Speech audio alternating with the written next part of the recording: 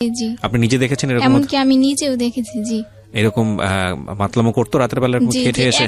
একটা রাত আমরা ঘুমাতে পারতাম না, মশারির মধ্যে আগুন ধরাই দিত, তারপরে ছুরি ধার দিত। হঠাৎ করে আমার মানে নিয়ে গেল আমার বোনের ঘরেতে না, তার ঘরে আমি বসে বসে খেলতেছি, তার বাচ্চার লাগে তো বলে যে আসো এদিকে, ডাইকা নিল নিয়া। আর এই কয়দিন আমার মানে অনেক পরামর্শ দিছে যে তোমার ভালো হইব, আমাদের বাড়ি দেখো কত বড়, তুমি আমাদের কাছে থাকবা, আমি তোমার আদর করবো, এরকম বলতো টলতো। তাই আমি অত মানে করতাম না। তারপরে হঠাৎ করে আমার কি নিয়ে গেল ওদের ঘরে, নিয়ে হলুদ টলুদ বাটে বাইটা টুইটা আমার শরীরে দেয়তে। এখন আমার বই নাইসা আমার রাগারাই করতেছে, পানি পরাই না খাওয়াইতেছে যে তাবিজ করছে তারা নাকি। পানি পরাও কোনো কাজ হয় না, মানে আমি হও কই না নাও কই না, তারা আমার হলুদ মলুদ দিতেছে, দিয়া টিয়া সুন্দর গোসল মোসল করে। তাদের আরেকটা বাড়ি আছে অন্য দূরে, ওই বাড়িতে নিয়ে গেছে, নিয়ে কাজী ডাইকা বিবাহ পড়াইতেছে। মানে আমার জন্মস্থান বরিশাল ভোলা। বরিশাল ভোলাতে আপনার জন্মস্থান? আচ্ছা, ঠিক আছে, শুরু করেন। আমি ছোটবেলা আমরা 4 বোন 4 ভাই ছিলাম। আমি ছিলাম 4 জনের ছোট। জি। আমার ছোট 2 ভাই 1 বোন, আর আমি 4 জনের ছোট। আচ্ছা। তখন ছোটবেলায় আমার বাবাই মানে একটা দোকান ছিল বাজারে, আমার 2 ভাই আর আমরা 2 বোন মিলে ওই দোকানদারি করতো, চা চু সব কিছু বিক্রি হইতো ওইটার ভিতরে, বড় দোকান। এমনি এমনি পরে বড় 1 বোন বিয়ে হয়েছে, গেছে গা শ্বশুর বাড়ি। এইভাবে এভাবে মানে আরেক ভাই বিয়ে করছে, আরেক ভাই ওরা চলে গেছে শ্বশুর বাড়িতে, 2 ভাই গেছে গা। যাওয়ার পর আমরা ছোট ছোট 2 বোন আর 2 ভাই রাইকা গেছে, ওরা ভিন্ন হয়ে গেছে শ্বশুর বাড়িতে ঘর জামাই। আর বড় বোন বিয়ে হয়েছে বরিশাল, ও বরিশাল থাকতো। আচ্ছা, তার আগে আমি একটু ইন্টারাপ্ট করছি। তুমি কি বসে থাকতে পারবা? তোমার কি খারাপ লাগছে বেশি? একটু পানি খাও তো ভালো লাগবে। মানে এমন তো না যে তুমি, ও কি খাওয়া দাওয়া করে এখন ঠিক মতো? কম করে, খাওয়াই দিলে খায়, নাহলে খায় না। ওই ঘটনাটার পরে একটু ওই গভীর থাকে, গম্ভীর থাকে সবসময়। গম্ভীর থাকে সবসময়। ওই যে আয়োরা থানায় নিয়া। আচ্ছা, ঠিক আছে, ওগুলো আমরা বিস্তারিত শুনবো, কি হয়েছে হচ্ছে, কি ধরনের হ্যাসল ওকে পোহাতে হচ্ছে। আমি প্রিয় শ্রোতা, আপনাদেরকে একটা কথা আমি আজকে মানে না বললেই নয়, I am taking a challenge. Cause আপনারা শুধু জানেন যে মেয়েটি রেপ হয়েছে বা যে ধর্ষণ করেছে, এই যে ঘটনাগুলো টুকটাক আপনারা জানেন, কিন্তু একটা ঘটনা এরকম ঘটে যাওয়ার পরে এই রেপড একটা মানুষকে বা একটা মেয়েকে এবং একটা কিশোরীকে কিংবা একটা শিশুকে কত ভয়ঙ্কর রকমের সোশ্যাল কমপ্লেক্সিটির মধ্যে ফেলে দেয়, এটা আপনারা আজকেই আমার মনে হয় মিডিয়াতে এত বেশি পরিমাণে রিভিল হবে, এবং এটা আমি খুব সাহসের একটা ভূমিকা রাখছি। সুতরাং আমি সবাইকে অনুরোধ করব যে একদম শেষ পর্যন্ত শোনার জন্য যে আসলে কি ঘটে।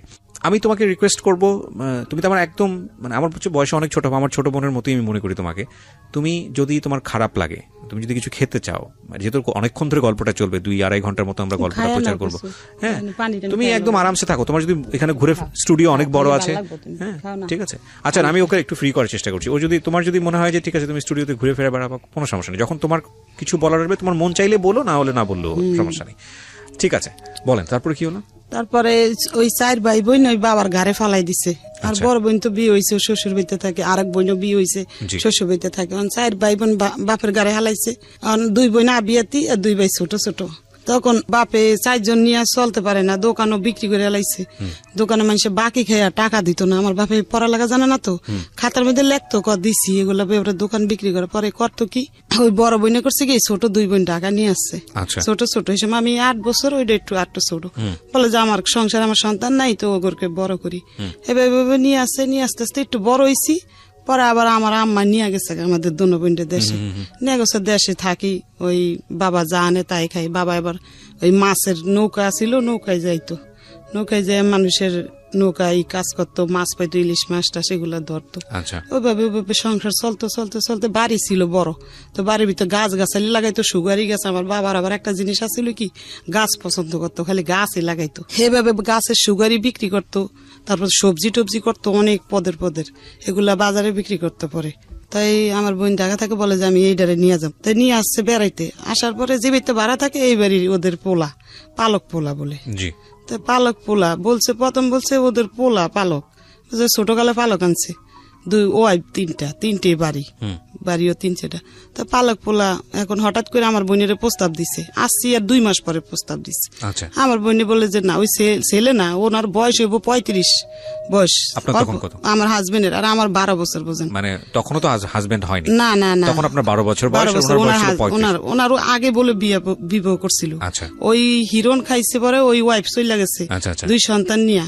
এগুলো আমাদের কাছে মানে কিছু মানে আমরা জানিও না কিছু না। আচ্ছা তখন ওই এক সন্তান মারা গেছে, এক সন্তান বলে ওর মার কাছে আছে, ও আবার ঢাকায় মেয়ে ছিল, ওর স্বামী বাগ থাকতো ওই মেয়েটা। এখন আমার বোনে ভয়তে ঘর ছেড়ে দিছে যে আমরা চলে যাবো অন্য জায়গা, তাহলে আর নিতে পারবো না। রুম ছাড়ার কথা শুনে ওনারা চাল খাটাইছে যে এখন তো চলে যাবো এখান থেকে, মেয়ে তো আমরা পাবো না, আমাদের সার্থকের লাগে মেয়ের বিয়া করান লাগবই। তখন হঠাৎ করে আমার মানে নিয়ে যাইলো আমার বোনের ঘরেতে না, তার ঘরে আমি বসে বসে খেলতেছি, তার বাচ্চার লাগে, তো বলে যে আসো এদিকে, ডাইকা নিল নিয়া।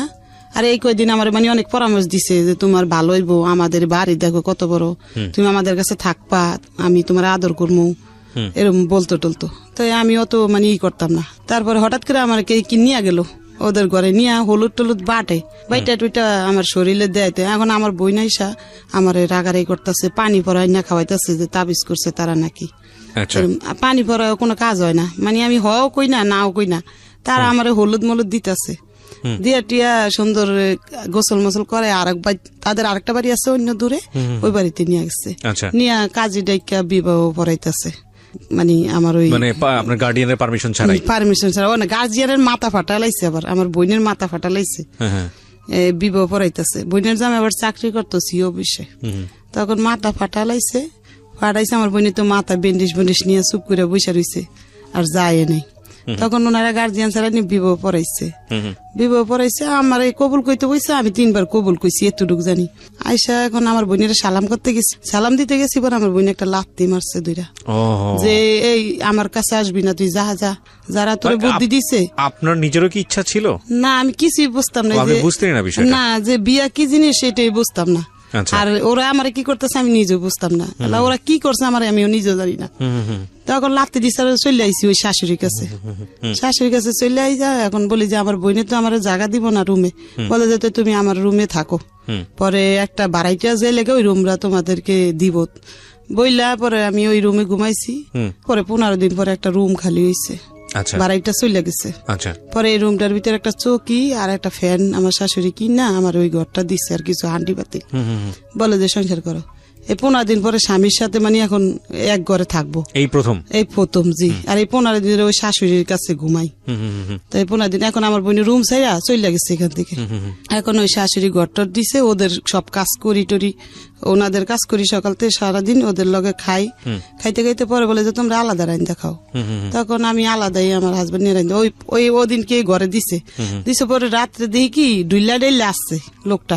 আচ্ছা, তারপরে রাত্রে উনিও ঘুমাইছে, আমিও ঘুমাইছি, সকাল উঠছি। এখন শাশুড়ির কাছে গেছি, বলছি, শাশুড়ি পরে কয় কি তুমি পেশু সইসা আসো ওই নাস্তা খাইতে।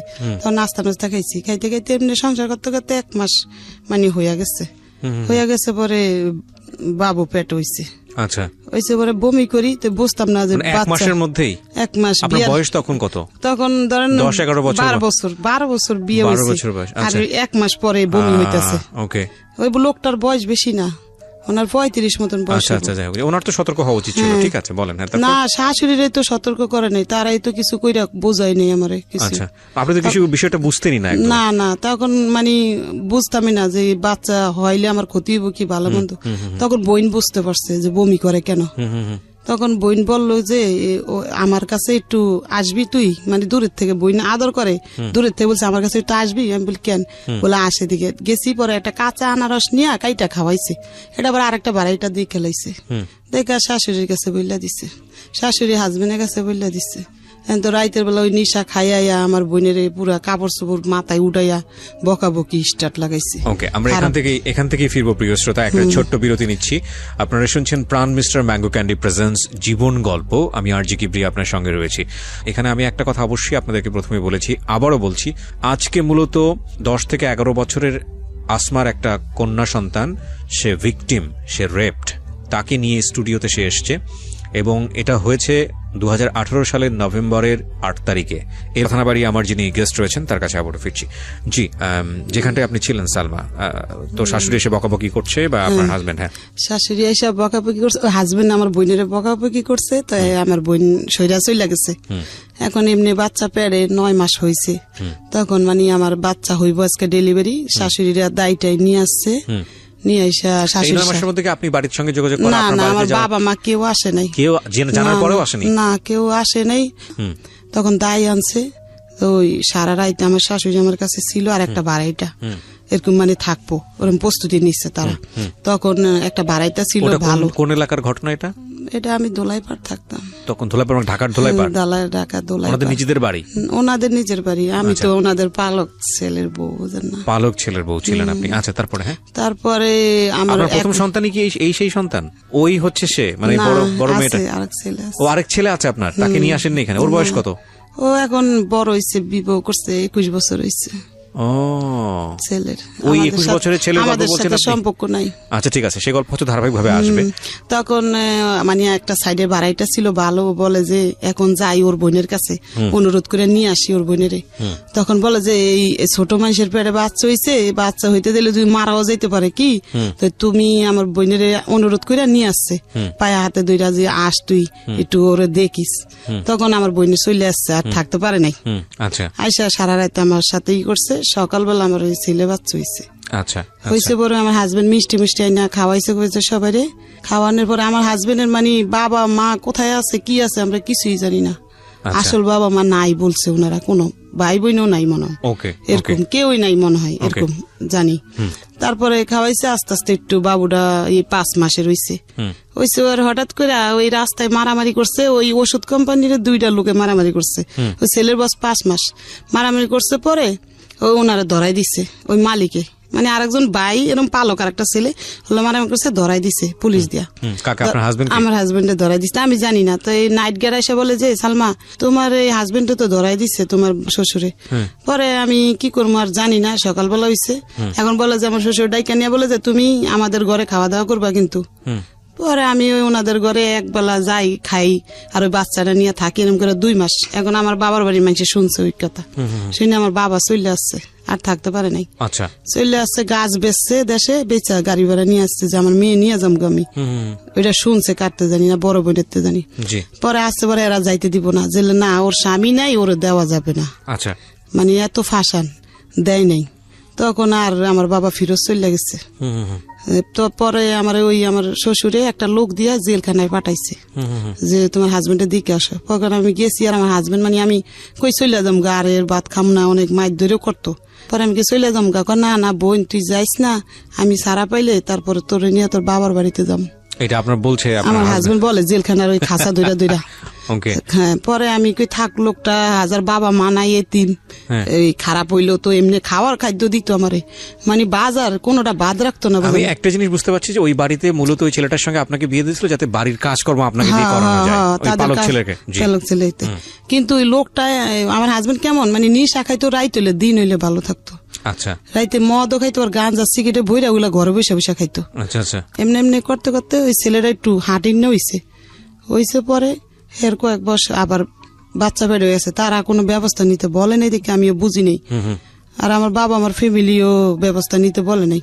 আবার বাচ্চা পেট হয়ে গেছে, ওই এই যে মেয়েটা পেট হইছে। আচ্ছা, এই মেয়েটা? হ্যাঁ, মেয়েটা পেট হইছে। আরে প্রতিদিন পর্যন্ত রাত্রে হইলে নিশা খাইয়া না অনেক অত্যাচার করতো। পরে করতাম কি জানেন, মানুষের ঘরে যাই রাত্রে পলাই থাকতাম, মানুষের ঘরে পলাইতাম, চুপ করে বসে থাকতাম, ওই হামতাম কইরা টইরা শুয়া পড়তো যে তখন ঘরে যাই চুপ করে শুয়ে থাকতাম। পরে এতই খারাপ ছিল, রাত্রে হইলে কি করতো, পেশাব করে দিত বিছনার ভিতরে। প্রতিদিন দিত, ও জানে, ও দেখছে বড় হইয়া, প্রতিদিন পেশাব করে দিত। জানি না, ওই মদ খাইতো, প্রচুর খাওয়া খাইতো, একবার কাপড় মাথা তুলাইতো, রাস্তা দিয়ে মানুষের বক্তে আসতো। কিন্তু কোন মহল্লার মানুষে ওরে কিছু কইতো না, কইতো পাগল থাক কিছু। কোনো বাড়িওয়ালা দেখলো কইতো সালামান কি দিত লোকটারে, মানে ওরে সালাম দিত হেরা উল্টা, মানে একটু পাগল টাগল ছিল বসে। হ্যাঁ, ওরকম করতো। রাত্রে ভয় পাইতাম, ভয় পা ঠেলা আমি খাটের নিচে ঢুকা চুপ করে বসে থাকতাম। তখন তাদাম বাড়ি বিশ্রে বুসরে আসতো, পাইতো না, তখন চুপ করে শুয়ে থাকতো। শুয়ে থেকে ওই পেশাব করতো। সকাল হইলে জানি ওই পেশাব গুলা ধোয়া লাগতো আমার, খাতা করতো, শাশুড়ি কইতাম। আবার দেন সকালে রাইতে জ্বালানি খায়, তারপর সকালে তাও কাজ করা লাগতো, সংসারের কাজ করে আবার আমারটা করতাম। এমনি এমনি ওই বাচ্চারা ফেট হয়েছে, তো ওই বাচ্চারা ফেট হয়েছে, ওই মার খেতে খেতে ফেট হয়েছে।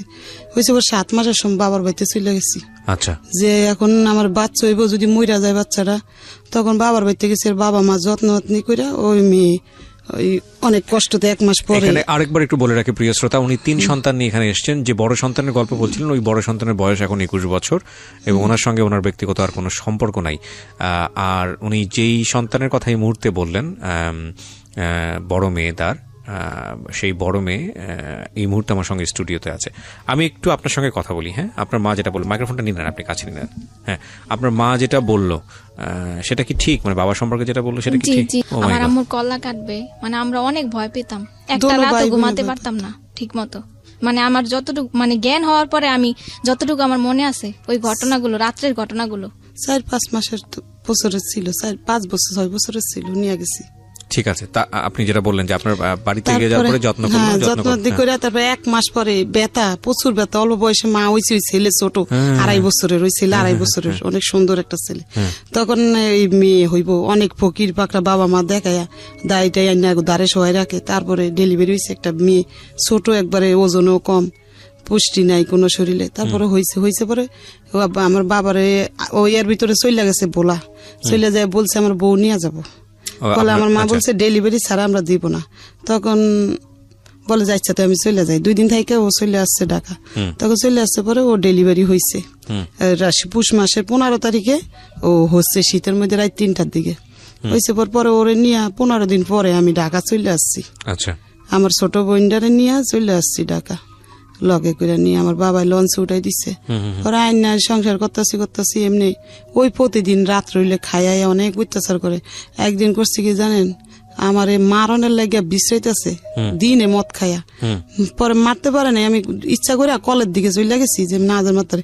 খাটের স্ট্যান্ড ছিল আগের দিনে, কিন্তু দাঁড় উপরে কারা চাঙে না খাটের, এভাবে নিয়ে এই আমার মাথার ভিতরে এই শিলি হয়েছে 4টা, দেখেন এই শিলি মাথায় বাড়ি দিয়া মজক সহকার বার করে লাইছে। তখন আমার শাশুড়ি করছে কি, ওই শাশুড়ি আবার এমনি আদর করতো, মিশা কথা কম না, আমার অনেক আদর করতো, এখনো আদর করে। সে করছে কি জানেন, আমারে মানে নিয়ে গেছে ডাক্তারখানা, নিয়ে এটা শিলি দিছে। যখন না শিলি দেয়, গিট্টু গুলো এম করে টান দিয়া, গিট্টু ওই সময় সুতা ছিল, সিলাই টিলে বাসাইছি। আর 1 সপ্তাহ পরে ওই শিলিগুলা যেসব খুলছে, আমি জানি ওই অজ্ঞান হয়ে পড়ে গেছি ওখানে।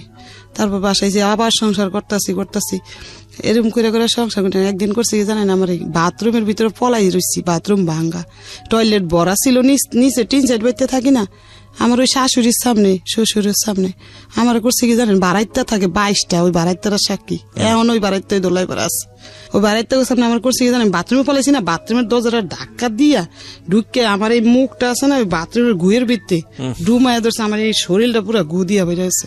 আর এমন জোরে ঘুষা দিছে, বুঝলেন, এই জায়গাটা এরকম করে খাওয়ার পরে মদ খাইয়ে করতো। এটি ভালো থাকলে কিছুই করতো না, সে মদ আর গাঞ্জা খাইয়া এরকম করতো। ওরম করতে করতে ও বাচ্চার বয়স 4 বছর হয়েছে, মার খেতে অনেক হেরা বার করে দিচ্ছে। ওই শ্বশুরের মানুষ আর সহ্য করতে পারে না, এই ছেলের আপনার যারা পালক তারা সহ্য করতে পারে না দেখে তারা করছে মা সামানা সব ঘরের নামে বাইরে ফালাই দিছে ফিক্কা মেরা, যে আমাদের বাড়িতে যাও গা বাবা, তোমাদেরকে রাখতে পারব না। তখন একটা অন্য বাসায় ঘর নিচ্ছি আমরা। এখন আমি কিছুই বুঝি না, থানাও কিছু বুঝি না, বাবা মাও দিয়ে নেয় না, কিছুই বলে না, আর শ্বশুর বাড়ির মানুষও কিছু বলে না, আমি কিছুই বুঝলাম রাগা করা। এরকম করতে করতে পরে এই মাইয়ার 4 বছর বয়স হয়েছে, আর ওই ছেলে একটু বড় হয়েছে, 6 বছরের হইব, মানে 6-7 বছরের, আর ওর 4 বছর। তখন ওরে 4.5 বছর হয়েছে, আর ওর ভর্তি করছি একটা মাদ্রাসায় ওইখানে। আচ্ছা, কইরা এখন আমি কি করি জানেন, ওই আকরবাতি আছে না, ও নিশাবানি খায়, অত টাকা দিত না, 60 টাকাই না দিত রাত্রে বাজার করার জন্য।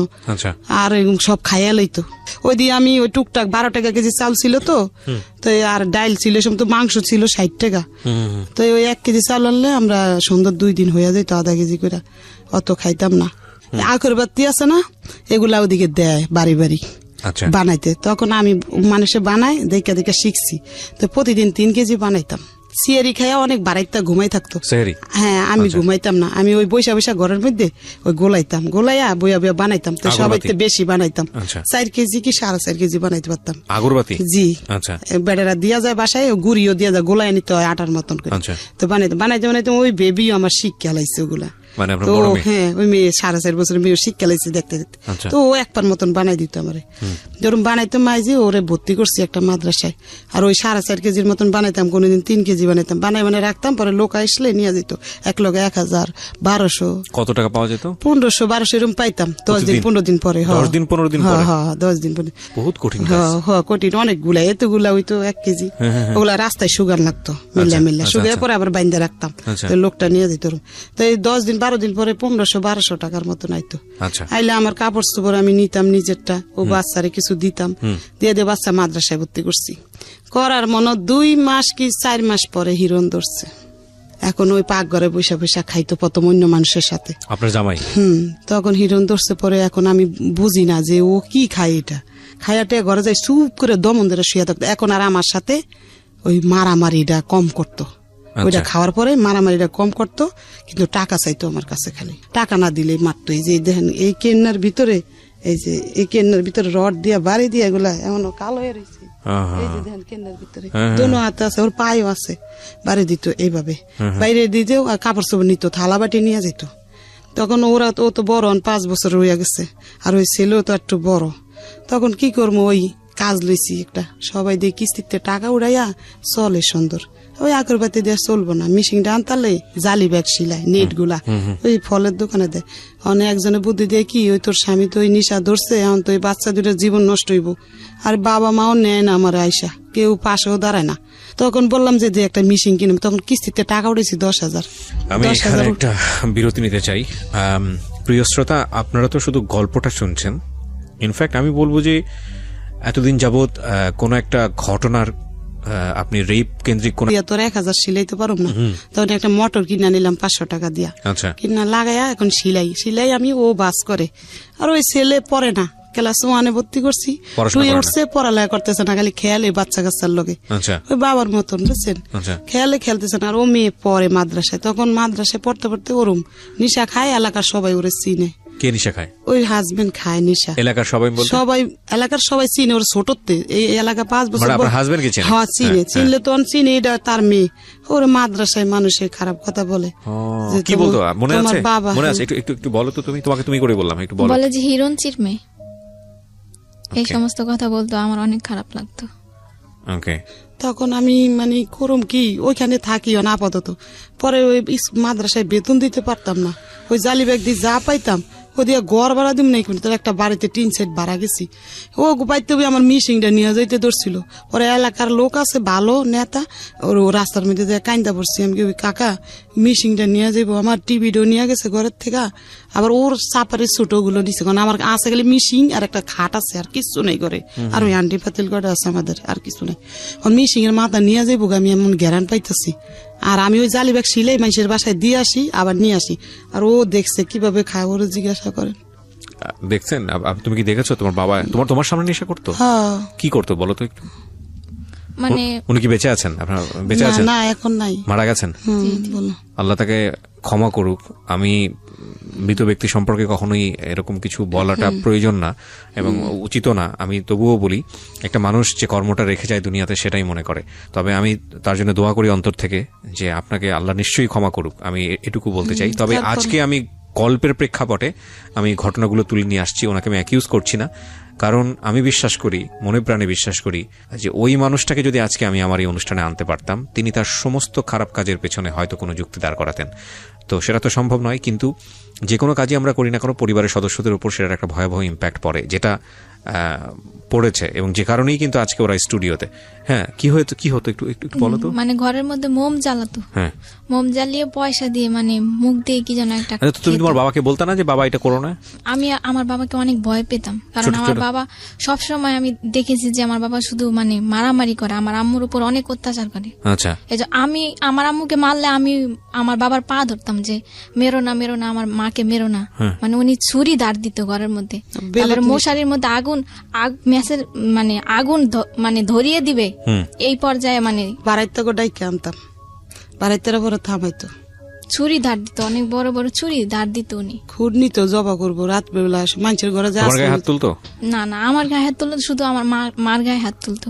তোমার সাথে কেমন ব্যবহার করতো বাবা হিসেবে? দিনের বেলা ভালো থাকতো, কিন্তু রাত্রে তো উনি বইতে তো এক কোনায় থাকতো দুই বাচ্চা, মশারির কোনায় বসে থাকতো দুজনে। মানে ওর বড় ভাই আরো? হ্যাঁ, হ্যাঁ, আচ্ছা, দুজনে। okay, তখন তো এই যে আপনার মেয়েটা না, হয়নি। এই সংসার তো আমার অনেক পরে আচ্ছা, হয়েছে। ঠিক আছে, তো বলেন তারপর। তখন এই এরকম করতে করতে পরে হঠাৎ করে এখন মিশিং দিয়ে আছে, ওই লোকটার বললাম, তখন ওই লোকটার বাড়ি লেরে বলছে যে ওর হাজবেন্ড রে এখান থেকে বার করে দিতেছি, আর এখানে আসবো না, জায়গা দেব না। তখন আমি, ও গেছে কাজে, আমি চুপে বাড়ির সাথে শেয়ার করে রুমটা ছাইড়া দিছি, দিয়ে আমার দুই বাচ্চা নিয়ে একটু দূরে চলে গেছি আমি, যাই ওখানে বাসা নিছি, নিয়ে ওখানে থাকি। ও কিভাবে জানি গেরান পাইছে, ওখানে চলে গেছে। যায় আমি দরজা খুলি নেই, জালনা দিয়ে বলে যে আমার প্লেট দে, আমার বালিশ দে। তখন আমি জালনা দিয়ে প্লেট দিছি, বালিশ দিয়ে দিছি। আমার হাত ধরে এইভাবে মোচড় দিছে, হওয়ার মতন না, মানে জালনা দিয়ে পারে না, আমার মারবো এখন, আইসি কে ওর সঙ্গে। আচ্ছা আচ্ছা আচ্ছা।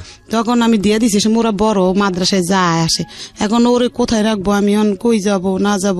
ওরা খিদায় জানেন, বাড়িওয়ালার ভাড়া দিতে পারি না, দিকে মিশিংটা বিক্রি করে লাইছি এখন, দিয়ে মিশিংটা দিয়ে কাজ করে খাইতাম। গেছিলাম মোহাম্মদপুর, বড় ভাই থাকে, বড় ভাইয়ের কাছে গেছি টাকার লাগিয়া। বড় ভাই বলে যে তুই আর কয়দিন পরে আইলে আমি কিছু দিতাম, তো তোর বাবির লেগে দেশে টাকা পাঠাই দিছি, এখন তো আমি দিতে পারম না বোন। তো চলে আইছি। মেজো বোনে এই সময় একটা ব্যাংকে চাকরি করতো, মেজো বোনের কাছে কইলাম, কয় কি আমার ব্যাংকে টাকা থুইছি, উঠান যাব না, মানে দিব না। আর ওই বড় বোন ওই থাকে হইলো শ্বশুর বাড়িতে বরিশাল, এখন আর ঢাকা থাকে না, যে ওর কাছে যায় চামু কিছু। তারপর ও হঠাৎ করে ঢাকা আসছে, আসছে পর ও বলে যে আমাদের বাসায় এসে খাইছে। তো কয়দিন খামো, ওদের বাসা দুইটা বাচ্চা লেবো, যেন ওরও তো বাচ্চা কাচ্চা আছে, স্বামী আছে, ওরও 3-4টা বাচ্চা হয়ে গেছে।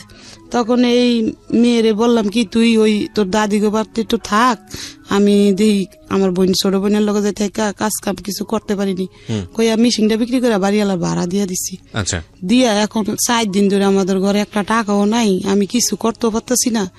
কাজের লেগে যাত্রা বাড়ি যাই যাই ঘুরি, গার্মিছে গুরমিছে, কিন্তু নিতে চাই।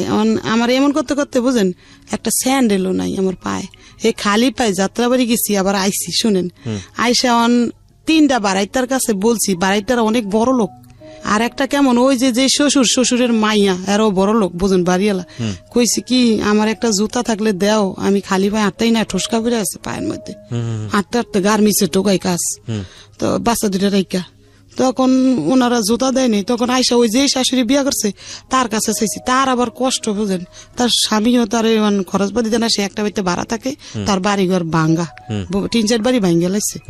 তখন সে কি করবো, তার মেয়ে কলেজে পড়ে, তার মেয়ের একটা পুরান জুতা কয় এটা নিয়ে সিলাই লগা। তখন ওই জুতাটা নিয়ে একটু মুছি দিয়ে সিলাই, ওটা পিন্দা যাত্রা বাড়ি একটা মিক্সে সিলানের ওই জায়গায় কাজ নিছি। ও টাকা দিব মাস শেষ হইলে, ডেলির টাকা দিব না। 4 দিন ধরে ও বাচ্চা 2টা না খাইয়া জানেন কান্না করতেছে, ওরা নাকে একটা চুঙ্গি ছিল, ওটা জুতা বিক্রি করে। ওনার আবার আমার আবিয়াতে কালেতে চিনে, ওই এলাকায় থাকে। তারপর বিয়ের আগে তো ঘরে যাইতাম আমরা খেলতে খুলতে, হের ছেলের লাগে, তো হেরা চিনে। আমি কই কি নিজামের আম্মু আমার নাকের চুঙ্গিটা রাইকে আমার কটা টাকা দাও। কয় কি কে, আমি কি ওই 2 বাচ্চা না খায় মরতাছে, ও তো জানে ও মুখের বউ, আমি সব চিনি, আমার হাজবেন্ড সবাই। বলে তারা পানি বাঁচছিল, ওইটা দিছে, 2 বাচ্চারে খাওয়াইছি। আমার বলে তুই খা, আমি না আবার আমার পেটে বাদ যায় না, আমি খাম না। আর ও তো হিরোন খাইয়া খাই রাস্তা রাস্তা ঘুরতেছে। পরে করছি কি নাকের চুঙ্গিটা তাদের কাছে বেচছি 200 টাকা, বেচছে ওই চাউল পাত বাজার পাত আইনা কয়দিন খাইছি। খাইয়া ওই যে আগে তো উঠে না কাপড় টাপড় ছিল, আমার ঘরে কাপড় পরতাম, তো এই 3-4টা কাপড় ছিল, আর একটা রেডিও ছিল ঘরে, ওটা আর দেয়নি ওই হিরোন ছিঁড়ে আমি। ওই রেডিওটা বিক্রি করছি একজনের ধরে, বেচছে আবার কয়দিন চলছি। এরকম কত তো মাসটার বেতন পাবো, মানে এই মাসটা এমনি চলতেছি। আর আবার 4টা কাপড় ছিল, কাপড় 4টাও বেচছি, বেচে এমনি করছি। কইটা দিয়ে কি বেতন পাবো, মাস শেষ কি এমনি চলুম চলতে, ঘরের জিনিসপত্র সব ওই বাড়িওয়ালারে দিয়ে দিছি।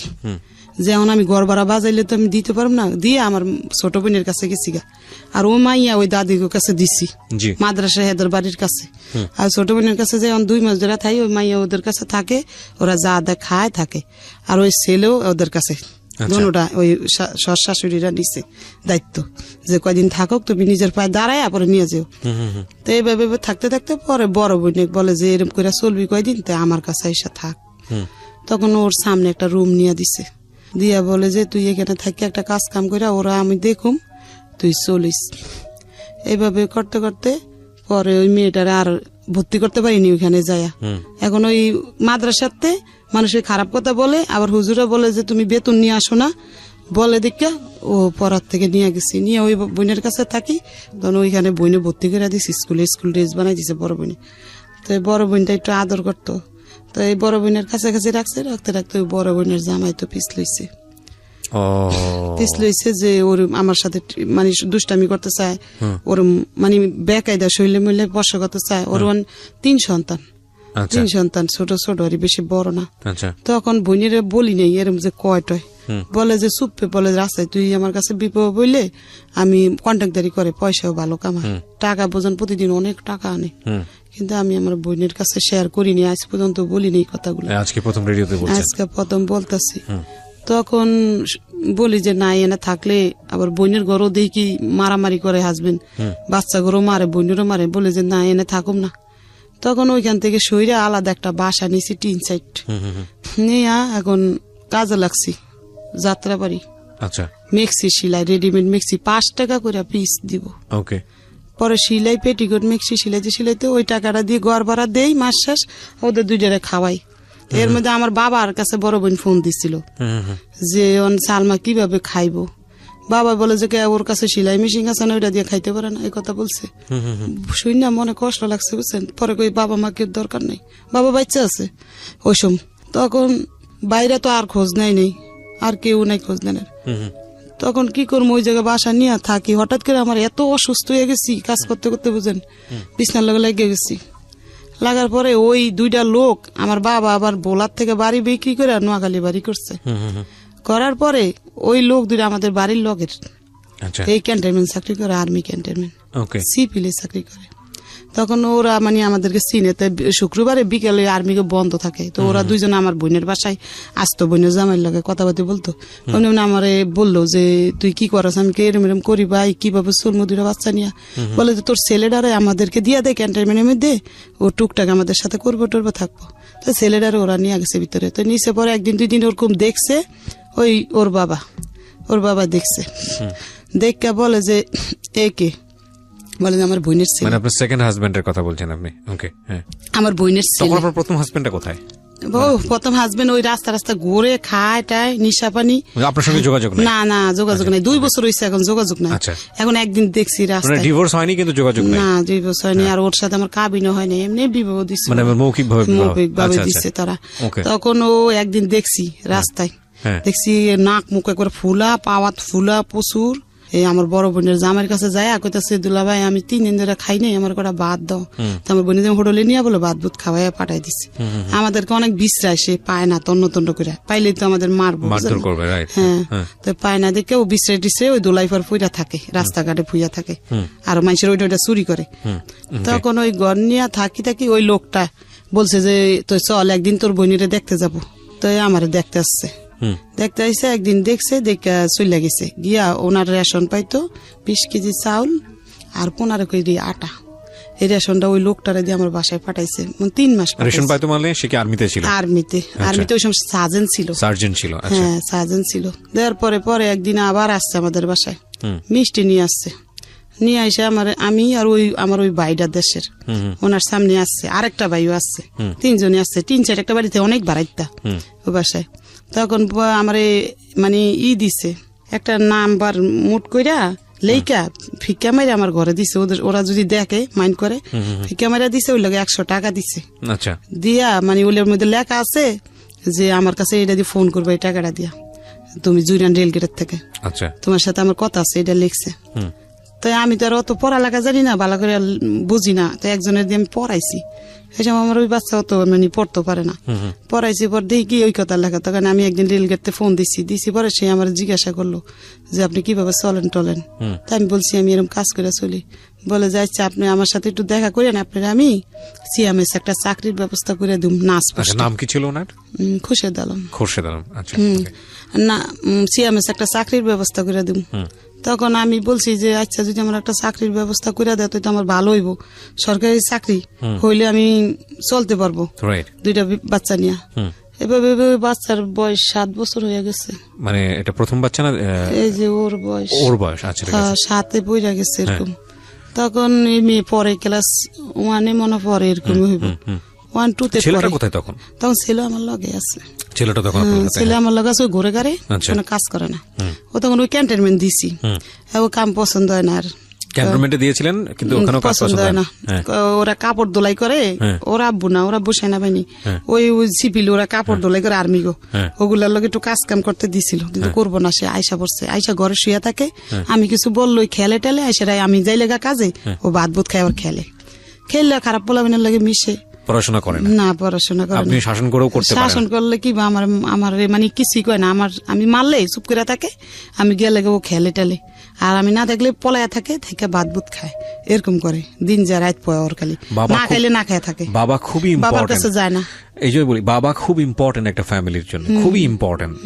এবং একটা ব্রোকেন ফ্যামিলিতে আসলে যারা বড় হয় তারা বুঝতে পারবে যে একটা মার অ্যাবসেন্স কিংবা একটা বাবার অ্যাবসেন্স ওই পরিবারের জন্য কতটা ভয়ানক, বা তার বড় হয়ে ওঠার জন্য কতটা ভয়ানক।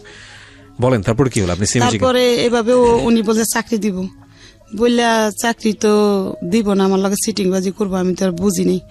উনি এভাবে আমার ওই লোকটা দিয়ে একটা মোবাইল কিনা পাঠাইছে, সিটি সেল মোবাইল, সিমও বইরা দিছে, 2,000 টাকা পাঠা ওই লোকটারে দিয়া পাঠাইলে আমি ওই টাকাটা দিয়ে স্যালাইন মেলাইন নেই, এটা মানে আমার বড় বোনে জানে না, ওই লোকটা পাঠাইছে, জানে মনে আমার কাজের টাকা, এই মানে আমি আনছি কাজের থেকে, ওই যাত্রাবাড়ির থেকে।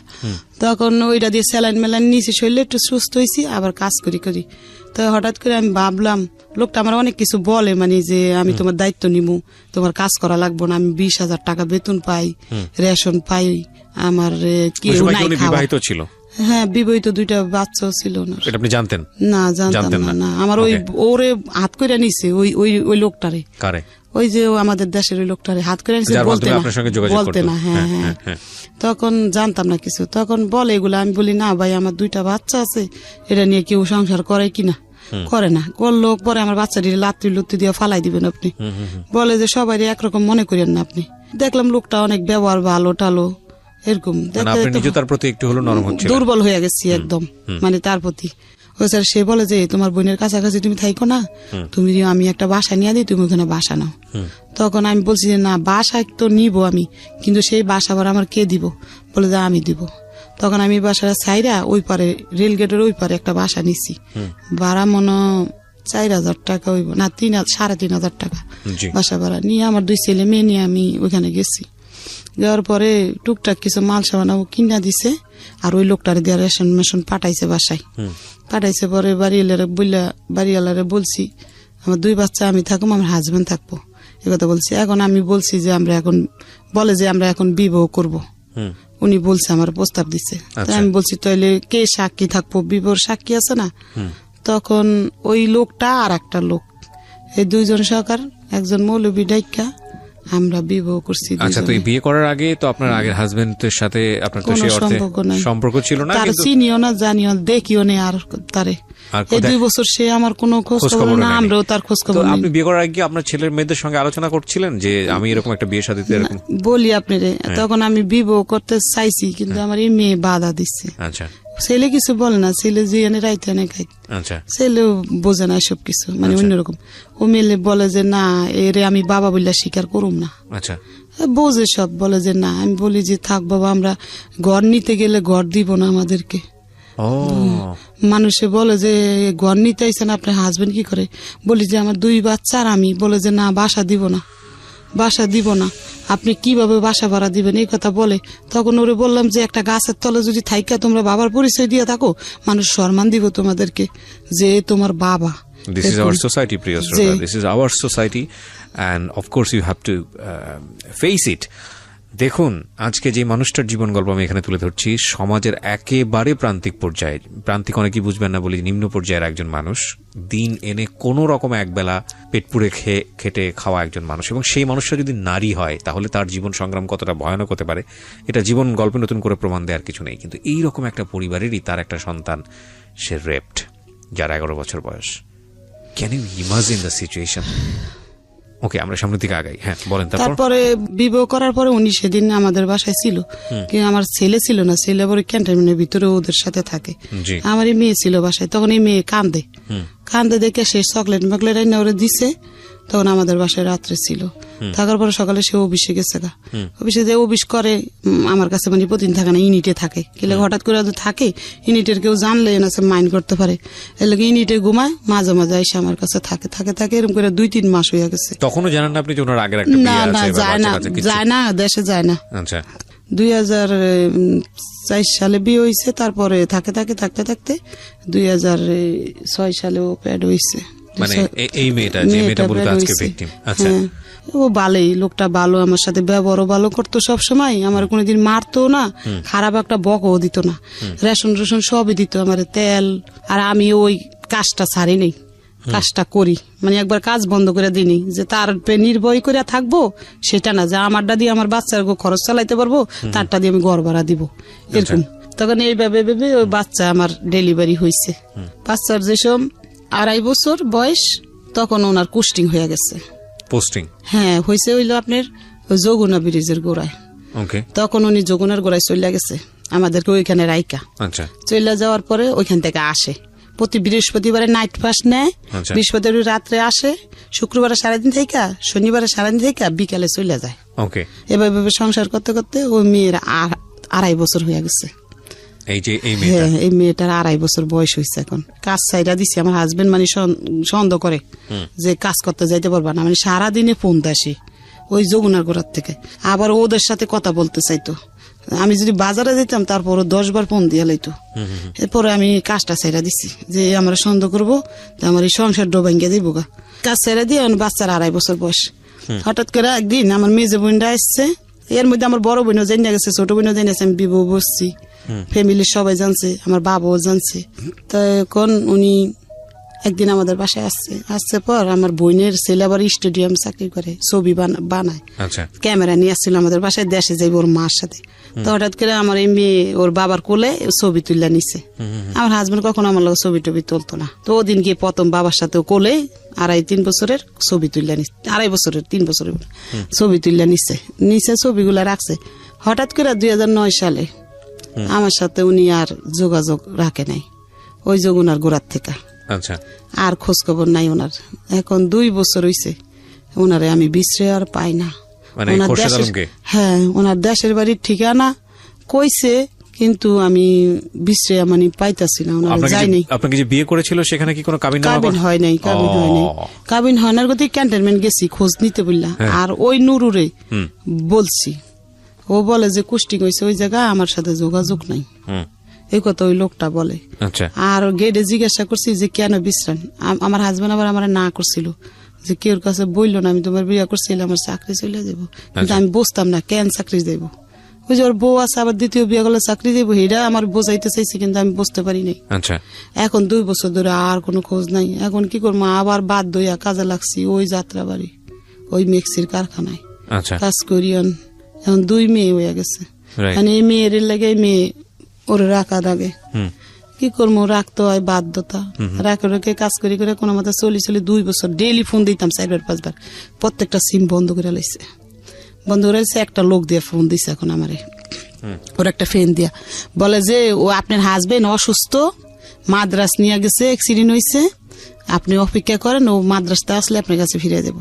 মনে একটু সান্ত্বনা পাইছি যে হইতে পারে এরকম কি দেখো। তা বললে হঠাৎ করে ওই লোকটারে ফোন দিলে, লোকটা আর ধরে না, ওই একদিনে বলছে, আর খোঁজ নাই। 2011 সালে ফোনটা রিসিভ করছে পরে আমি কান্দা দিছি পরে আল্লাহর কোন কুদরত আসছে আমাদের বাসায়, বলে যে আমি অ্যাক্সিডেন্ট হয়েছি, মাদ্রাস ছিলাম, সব মিথ্যা কথা। আমি যেমন বলদ, আমার বলদরে বুঝাইছে এমন। তখন গেছে সেদিন, পরের দিন আসছে। এখন আমি বলছি, দেখেন ভাই, আপনি আমার নিয়ে যদি সংসার করতে চান তাহলে আমার সাথে কাবিন করতে হবে, তাহলে আমি আপনার সাথে সংসার করবো, নাহলে করবো না। আপনি গেছেন গা আমার মতন আমি 2 মেয়ে খাওয়াইতে পারবো, সমস্যা নেই।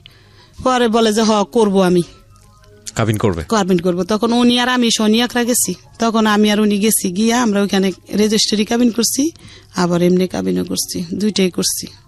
এটা কি উনি নিয়ে গেছে আপনাকে সেই অফিসে, নাকি আপনি নিয়ে গেছেন? আমি নিয়ে গেছি, 2জনে গেছি রিক্সা দিয়া, যা কাবিন করছি। কইরা পরে আমরা কাবিন লগ তো দেয় না, 3 মাস পরে দিচ্ছে রেজিস্ট্রি কাবিনটা। আর ওই কাবিনটা দিচ্ছে আমার 1 সপ্তাহ না 15 দিন পরে। টাকা দিচ্ছে আমার হাজবেন্ড, 5,000 না কত টাকা নিচ্ছে। কাবিনে কি লেখা, মানে কত টাকা দিন? 2 লাখ টাকা কাবিন করছে। তখন কাবিন করে বাসায় আইছি, তো বালের সংসার করতেছি। পরে ওইখানে আবার উনি সিটিং বাজি করছে। ওই 2 বছর পরে আসছে যে চাকরি করে, কিন্তু যমুনার ব্রিজের গোড়ায় এখন পোস্তগুলো আসছে কয়েকদিনের লাগা, চাইছিল কয়েকদিনের মধ্যে আমারে আবার ভোগ কইরা চলে যাইব। কথা বুঝছেন, মানে মনের ভিত্তি হারামজাদর। তখন ওরা আমি জিজ্ঞাসা করি তুমি এখন কোথায় আছো, আমি উত্তরা র্যাবে আছি। শুনলেন কথা কি সিটিং বাস, উত্তরা র্যাব আছে, ওই কাবিনের ভিতরে র্যাব পরিচয় দিছে। তখন একটু পরে ওনার কাবিন টাবিন করার শেষে ওনার পকেটেতে আমি আইডেন্টি কার্ড বার করে ফেলাইছি, করে দেখি উনি রংপুর 8 ইঞ্জিনিয়ারে কুস্টিং হয়েছে, অরিন অফিসার র্যাঙ্ক ওনার এখন 2009 অরিন অফিসার হয়েছে। তখন আমি বলি এটা কি করলা, কয় কি আরে আমি ছিলাম তো ওই র্যাবে ছিলাম তো এই কয়দিন। শুনলেন কথা, যা কাবিনে র্যাব দিচ্ছে আমার তো সমস্যা নেই। অন দেখি 5 মিনিট পর পর আমার বাসায় চলে আসে, কিরে র্যাবের থেকে 5 মিনিট পর পর তো উত্তরা থেকে আমার বাসায় আসা যায় না, আজকে আমি পিছ লাগুম ওর সাথে, কই যায় ও দেখবো। তখন উনি বাইরে গেছে ঘরের থেকে, আমি ওনার পিছিয়ে পিছিয়ে যাই, দেখি উনি পোস্তাওয়ালা ক্যান্টনমেন্ট ঢুকছে। তো 1 দিন 2 দিন 3 দিন ঢুকছে, 4 দিনে দিয়ে আমি গেটে গেছি, যাই বলি যে এই লোকটারে চিনেন, আমার কাছে ছবি আছে, ছবি দেখাইছি। লোকটা কয় কিন্তু অরিন অফিসার খুরশেদ, কি হন আপনি? আমি কি আমার হাজবেন্ড? বলে যে আপনার হাজবেন্ড, আপনি বাচ্চা করে? আমি বলি যে আমার 1 মেয়ে। এক মেয়ে আমার, এই যে দেখাইছি ছোট মেয়েটা। বলে যে ও খারো ডাইকে না দিতেছি, তখন ডাইকে না দিছে, ও আমার রাস্তায় আইনা বাসায় নিয়ে আসছে। আইসা উনি অন্ত জিদ দিয়ে ফাইটা যাইতেছে, গিয়ে চলে গেছে, এত ডেয়ারিং হয়ে যাবো আস্তে আস্তে আস্তে করে। আর সইরা গেছে গা রংপুর গেছেন 3-4 দিন ধরে আমার সাথে আর যোগাযোগ নাই, ফোনও দেয় না, ফোন অফ। আমি এলাকা গেটে গেছি চালাই করে, যাই বলি যে আমার হাজবেন্ড এখানে তো চাকরি করতো, এখন উনি কোথায়? উনি তো কুস্টিং হয়েছে, আপনার বলেনি? আমি বলি না আমার, হ্যাঁ ওইখানে কোথায় এরম জায়গায়, ওরা আমার ঠিকানা লিখে দিছে। আমি ওরে ছোট নিয়ে চলে গেছি এর গাড়িতে, রাইতের গাড়িতে গিয়ে সকালে নামছি, নাইমা আমার হাজবেন্ড বার করে নিচ্ছি, নিয়ে ওইখানে এসএম স্যারের কাছে বিচার দিছি যে আমি আমার হাজবেন্ডের লগে থাকবো, সব বলছি। বলি যে হাজবেন্ডের লগে থাকবো, তো আচ্ছা থাকলে আপনার হাজবেন্ড ঘর নিলে আপনি থাকবেন। ওই এর আগে আরেকটা ঘটনা হয়েছে, 2009 সালে বাস্ট হয়েছে, যে ওর 2টা বাচ্চা আছে। কেমনে পাইছি জানেন? একটা চিঠি পাইছি, ওর মেয়ে চিঠি লিখছে বাবার কাছে। 2 মাস ধরে বাবা বাড়িতে যায় না, তার দাদির কাপড় নাই, তার স্কুলের জুতা নাই। এই চিঠিটা আমি পাইছি, পাই না চিঠিটা আমি একজনের দিয়ে পড়াইছি, আমি পড়তে জানি না, তো পড়াইয়া দেখি কি বাচ্চাটির কষ্টের কথা লিখছে এটার ভিতরে। হইনা আমার খারাপ, তখন আমি এটা মানে গোটপিট করছি। ওই যাই না গেছি দিকে ওই পলাইয়া গেছে ওই 2 বছর আর আসে নাই। পলানের আগে এই ঘটনা বললা গেছি, পলানের আগে পলাই গেছে ওই যাই না। আপনি যখন বললেন আর্মিতে গিয়ে এই ঘটনাগুলো, তারপরে কি হলো? তারপর যাই না গেছি দেখে ও পলাইছে। ওই সিডি আমার কাছে আজও আছে, আমি রাইকা দিছি সিডিগুলা। তখন পলাইছে, ওই যে পলানের পরে 2011 আইছে, কাবিন করলাম, করার পরে ওইখানে গেছি। ধরলেন ওরে ফাইনালি? তো গিয়ে ধরলেন? দর্শি আমরা স্বীকার করছে। হ্যাঁ না সেটা ঠিক আছে, তারপরে কি হলো? মানে ওখান থেকে কি বললো? আপনাদের একসাথে থাকার নিয়ম দিচ্ছে। তারপর যে আপনার হাজবেন্ড ঘর নিলে আউটে বাসা নিব, আপনি থাকেন তার সাথে, নিয়ম দিচ্ছে, থাকেন আপনি, সমস্যা নাই। তখন আমি চলে আসছি ঢাকা, যে মাল সামানা নিয়ে পরে যাওয়া লাগবো, ঘর নেওয়ার পরে ঢাকা চলে আসছি আমার বাবুরে নিয়ে। আসার পর ও গাড়িতে উঠাই দিছে, চলে আসছি। আইসা থাকতেছি ওইখানে আসাম স্যারেরা বলছে কি আমি ঢাকা পোস্টিং নিতে চাই, তাহলে আমার 2টা ফ্যামিলির আমি দেখতে পারবো। ঢাকা পোস্টিং নিতে চাই? হ্যাঁ। তখন মিরপুর স্টাফ কলেজ 12 নম্বরে পোস্টিং নিচ্ছে উনি। আচ্ছা। নেওয়ার পরে আমাদেরকে এখান থেকে বাসা ছাইরা আমাদেরকে, এখন মানে আমার ছেলে অনেক বড় হয়েছে, 17 বছর হয়েছে ছেলের। তখন আমি মনে করছি যে আমার হাজবেন্ড ওইখানে রুম নিবো মনে একটা, ওখানে আমার 2 মেয়ে, আবার এই ছেলে কোথায় নিবো, ও কাজ করে এখানে, তো তুমি তো দাদির কাছে থাকো আর আমি ওদেরকে নিয়ে ওখানে যাই, তারপরে তোমারে নিয়ে যাবো পরে। ছেলের দাদি ওই সৎ দাদির কাছে রাইখা গেছি।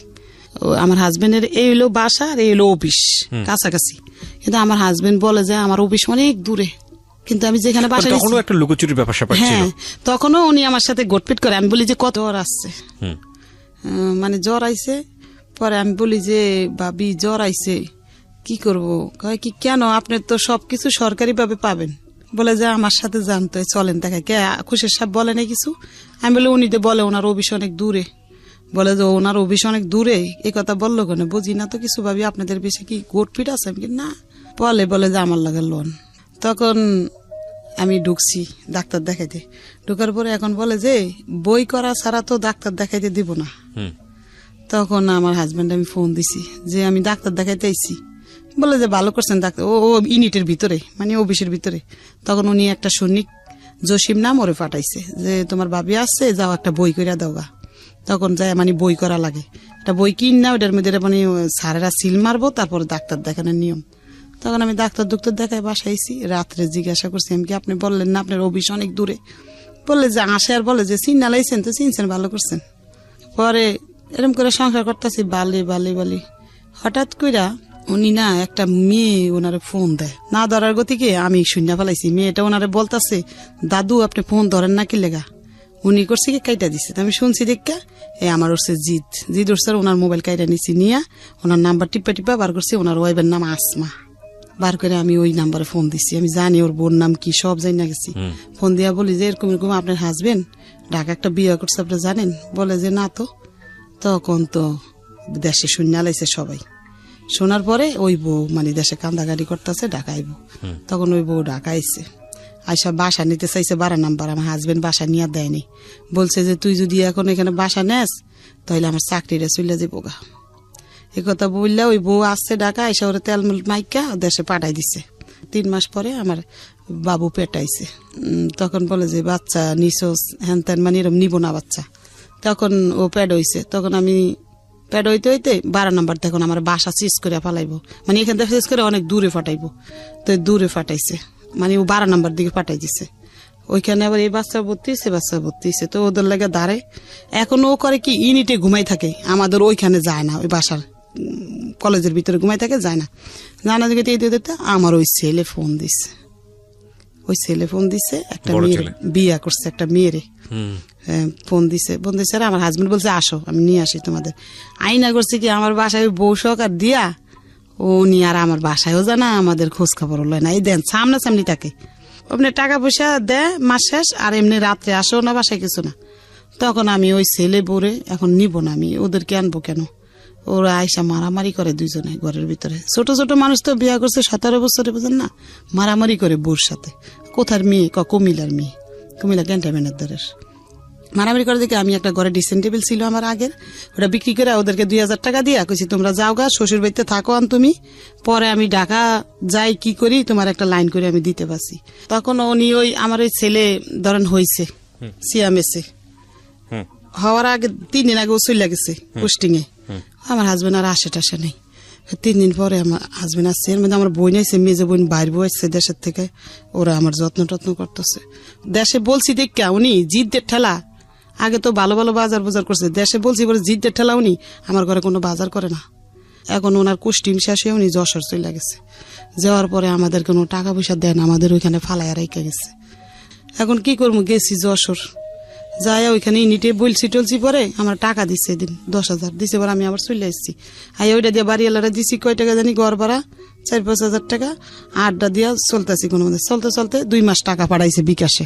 পাঠানোর পরে না আবার 2 মাস টাকা পাঠায় না, 2 মাসের ভাড়া বাজ্যা গেছে। তারপর আবার ওই বাবুরি নিয়ে 22 মাসের এখন গাড়ি তুলছি, গিয়ে গেটে গেছি। পরে ওই লোকজনে আমার হাজবেন্ডটাই কেনে দিয়েছে, তা হাজবেন্ডে নিয়ে গেছে, নিয়ে এক সৈনিকের বাসায় উঠাইছে। ওটা ওই সৈনিকের কইছে খাওয়া দাওয়া দিতে দিয়া 2 দিন ধরে আমি ওই সৈনিকের বাসায়, আমার হাজবেন্ড আমার খোঁজ খবর নাই যায়ও নি আমার কাছে। তখন আমি নিচে নামিয়া গেছি ওরে কোলে নিয়ে, নামিয়া আমি ইউনিটের ভিতরে ঢুকছি। ঢুকা কমান্ডারেরা মনে মিটিং করতেছে, তাই আমার ডাকছে যে কে, কইছে অনুকের ও ভাই। তা আমার যাই জিজ্ঞাসা করতেছে, লেফটেন্ট কর্নেল উনি আমার জিজ্ঞাসা করে গেছি। পরে জিজ্ঞাসা করবো কেন আসছেন, কি ভালো মন্দ, তা জিজ্ঞাসা না করে আমার হাজবেন্ড দাঁড়ায় রয়েছে। ও বানাইয়া কইছে ওর বিয়ে হয়েছে আগে। তো আমার তো বিয়ে হয়েছে জানি আমি, সে বিয়ে করছে। বলে যে আপনার কয়টা বিয়ে হয়েছে? আমি কি স্যার আমার আগে বিয়ে হয়েছে, একটা বাচ্চা আছে, মেয়ে বাচ্চা আমার, আমি এটা বলছি। তখন এই কথা বলছে। পরে আমি কি স্যার শুনেন, আপনি সুস্থ বিচার করেন, যদি সুস্থ বিচার না করেন আল্লাহর কাছে ঠেকা থাকবেন, এটা বলছি। পরে আমার হাজবেন্ডটা উনি গালাগালি করছে, থাপ্পড় দিয়ে তোর কানা উঠে ফাড়ালাম, বেদব কোথায় গা তুই বিবাহ করছো, খাউন করছো না, বলছে। পরে আমি চলে আসছি, চলে আইসা আমারে মানে আমার হাজবেন্ড গালাগালি করছে বিচ্ছিরি ভাবে, বাইরে নামিয়া গালাগালি করছে। আমি ওই বাবুরা 22 মাসের কোলে, মাথা ঠিক ছিল না, ওই ক্যান্টনমেন্টের গেটের সামনে আসছিল ট্রেনের রাস্তা, একবার গেটের সামনে। আমি যে সময় ট্রেনের তলে যাই, ওনারা আমার টানাটানি করছে, আর লোকেরা যে ভাবি এই কাজটা করেন না, আপনি ভালো না। এই ভদ্রমহিলার জীবনের গল্প আসলে সারা রাত শুনলেও শেষ হবে না। কিছু কিছু জায়গায় আমাদের স্কুইজ করতে হচ্ছে, কারণ আমাদের গল্পের যে মূল জায়গাটা। তুই ভর্তি করছি মেয়ের ওই সরকারি স্কুলে, আর ওই মেয়ের ক্লাস বেসরকারি, ওটা সরকারি নাই, 9-এ ভর্তি করছি। এখন এদের পড়ার খরচ আমি চালাই, ওই মেশিং এর কাজ দিয়া কোন মতে জীবন যাপন করি আমি, বোঝেন। আর একবেলা খাই আর একবেলা খাইও না, ওদের পড়ালেখা চালাই। ও বাচ্চা, ছোট বাচ্চা জানেন, দুধের লেগে কান্না করতো, দুধ দিতাম না, চিনি গুলাই ফিটারের মধ্যে খাওয়াইয়া রাখছি, বাচ্চাটার আমি বড় করতেছি। এভাবে এভাবে চালাই, বাচ্চাটির পড়ালেখা বন্ধ করি নাই। কই এরা পড়ালেখা করলে আমি তো মূর্খ, কিছুই জানি না, জীবনে এরা বড় মানুষ হইতে পারবো। খালি এদের পড়ালেখার কথাই কইতাম, ঘরে আইলো কইতাম মা তোমরা সুন্দর করে পড়ো। এরম করতে করতে আমি কিস্তিতে টাকা উড়াইয়া দেই, ফুদে মানুষে বিক্রি করে, কাপড় চোপড় অনেক বেচা কিনা হয়। আমি ওগুলো আইন এক এক জায়গাতে সাপ্লাই করে বিক্রি করতেছি এখন। ওই মিশিং আছে এখনো ঘরে আমার। এই ঘটনাটা ওর বড় বোন বলতে চাচ্ছে। প্রিয় শ্রোতা, আমরা মাকে এতক্ষণ পর্যন্ত ফ্লোর দিয়ে রেখেছিলাম এবং আপনাদের সদয় অবগতির জন্য জানাচ্ছি। হ্যাঁ, নিশ্চয়ই আপনাকে দিব ফ্লোর। একটা মার জন্য কতটা ভয়ানক হতে পারে এই সন্তানদের ঘটনা বর্ণনা করা, আল্লাহ মাফ করুক। আমি আর কিছু বলতে চাচ্ছি না, আমি স্পিচলেস টোটালি। আচ্ছা ঠিক আছে, বড় বোনকে হ্যাঁ বলেন। তারপরে দেখেন বড় মেয়ে ক্লাস এসএসসি পরীক্ষা দিল, দিয়া এই গ্রেডের উপরে উঠাইছে। ও সরকারি কলেজে চান্স পাইছে। সরকারি কলেজে পড়ালেখা করে, ওর খরচ আমার লাগে না অত বেশি, অল্প অল্প। ও টিউশনই করে, মানুষের বাসায় দিইনি টিউশনই করতে।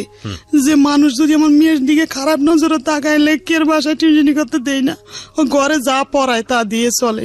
আর আমি কাপড় বেশি জানেন, বিকালবেলা জুরিয়ান রেল গেট যে কাপড় বেশি, হাজার হাজার মানুষের দেখছে এই বোরকার মুখ ডাইকে সারাদিন কাপড় বেশি। আমি কেউ যেন দেখলে কইতে পারেন আমার বাচ্চারা কাপড় আলির মাইয়া খোটা না জান দেয় লেগে, জানেন আমি এরকম করে করে চলি। আর আজকে আমি সাজানো সংসার আমার ধ্বংস। আমি আসতেছি প্রিয় শ্রোতা, আমি এখানেই আপনাদেরকে নোট করতে চাই যে এই হচ্ছে আমাদের আসল জায়গাতে আসা। এতক্ষণ আসার জন্য আমি এতক্ষণ আপনাদেরকে একটা বর্ণনার মধ্যে রেখেছি। এই কথাটা এই কারণেই বলছি, পত্রপত্রিকায়, টেলিভিশনে বা অন্য কোথাও গণমাধ্যমে যে এই রেপের ঘটনাটা আসে, এটা শুধু আপনি রেপটাই জানেন, কিন্তু রেপ হলে একটা ফ্যামিলির কি হয়, যাকে রেপ করা হচ্ছে সেই সন্তানটি কত কষ্ট করে বড় হয়, তার যে একটা ব্যাকগ্রাউন্ড থাকে, একটা অতীত থাকে, তাকে নিয়ে স্বপ্ন থাকে, তার জন্য বাবা মা কত পরিশ্রম করছে। এই রেপটা শুধু শারীরিকভাবে তাকে ক্ষতি করা না, পুরো ফ্যামিলিটাকেই যে রেপ করা হয় এবং এই রেপ পুরো জীবনটাকে যে রেপ করা হয়, শেষ করে দেওয়া হয়, সেই ঘটনার ফিলিংসের জায়গাটাতে আজকে আপনাদেরকে আমি নিয়ে যেতে চাই, যে কারণে এতক্ষণ ধরে ব্যাকগ্রাউন্ডে ছিলাম। আশা করছি শেষ পর্যন্ত শুনবেন। বড় বোনকে আমি ফ্লোর দিচ্ছি। আমি ওদের কারোর নাম আজকে রিভিল করিনি, ফেসবুকে আসলে আপনারা দেখতে পাবেন লাইভ, যেভাবে দেখানো সম্ভব আমি সেভাবেই দেখাচ্ছি আপনাদেরকে।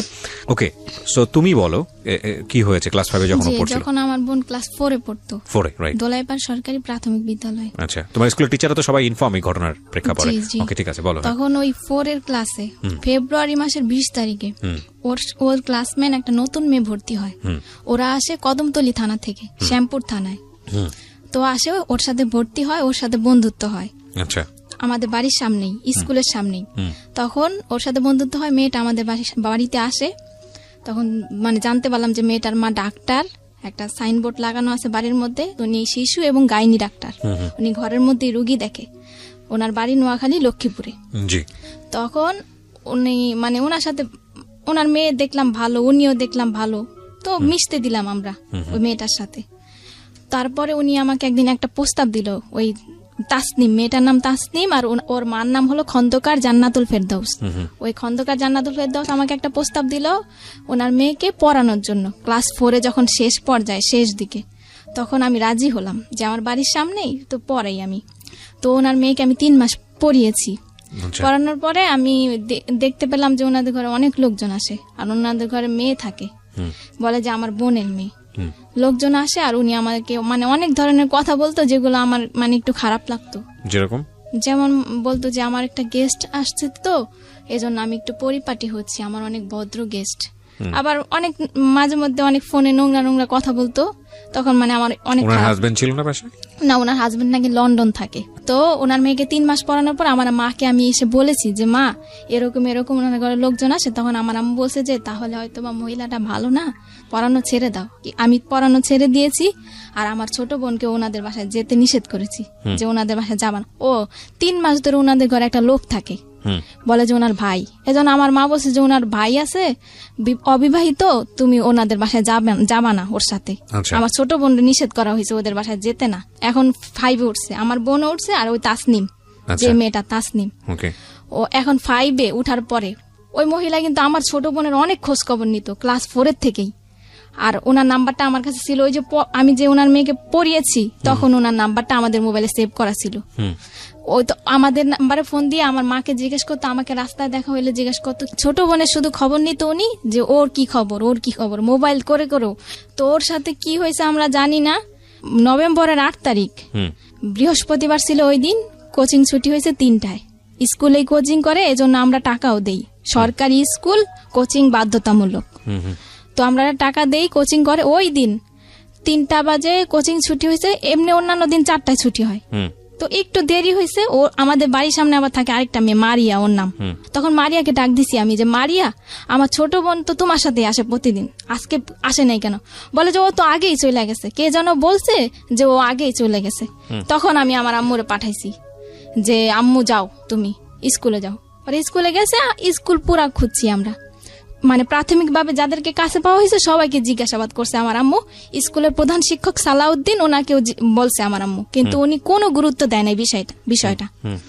মানে একটা স্টুডেন্ট যে হারানো গেছে উনি কোনো গুরুত্বই দিল না, যে একটা মেয়ে মানে ওর সাথে খারাপ কিছু হইতে পারে, আমার কিছু দায়িত্ব আছে, আমি যে প্রধান শিক্ষক আমি কিছু দায়িত্ব পালন করি। উনি ওনার মতো বাচ্চা পড়াচ্ছে ঘরে।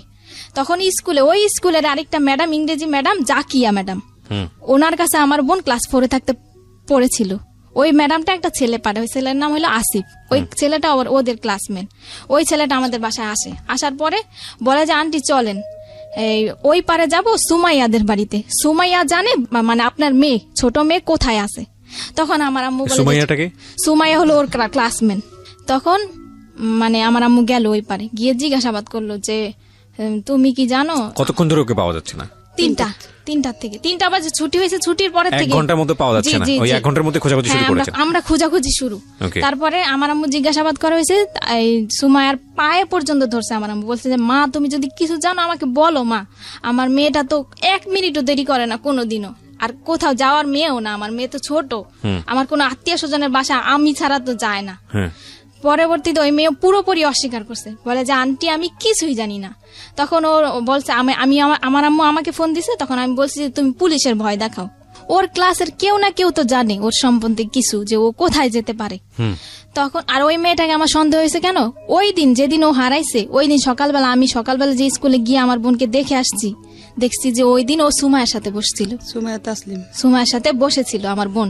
আর আমার বোনের ফ্রেন্ড হলো তাসনিম। তাসনিম হলো ওর অনেক ঘনিষ্ঠ ফ্রেন্ড, সবসময় শুধু তাসনিমের সাথেই থাকতো।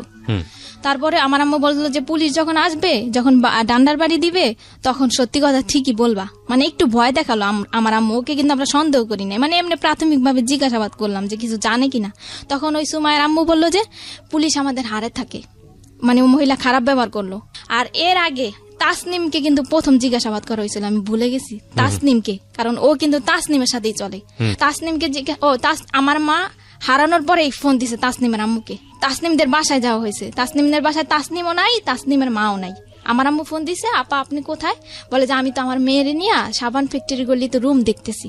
তারপরে উনি আসছে কিছুক্ষণ পর, আইসা আমাদের বাড়িতে আসছে উনি ওনার মেয়ের নিয়ে। আমি আমাদের ঘরে যখন ঢুকছে ওনার মেয়ে আর উনি কিন্তু আমার মাকে কোনো সান্ত্বনা দেয় নাই, কোনো কথাও বলে নাই যে ভাবি চলেন আমরা থানায় যাই জিজি করি, কি চলেন আমরা কোনো বান্ধবীদের বাসায় খুঁজি। উনি কিন্তু কিছুই বলেনি আমার আম্মুকে। আমার আম্মু তো নিচে পড়ে কান্না করতেছে, আর আমিও কান্না করতেছি।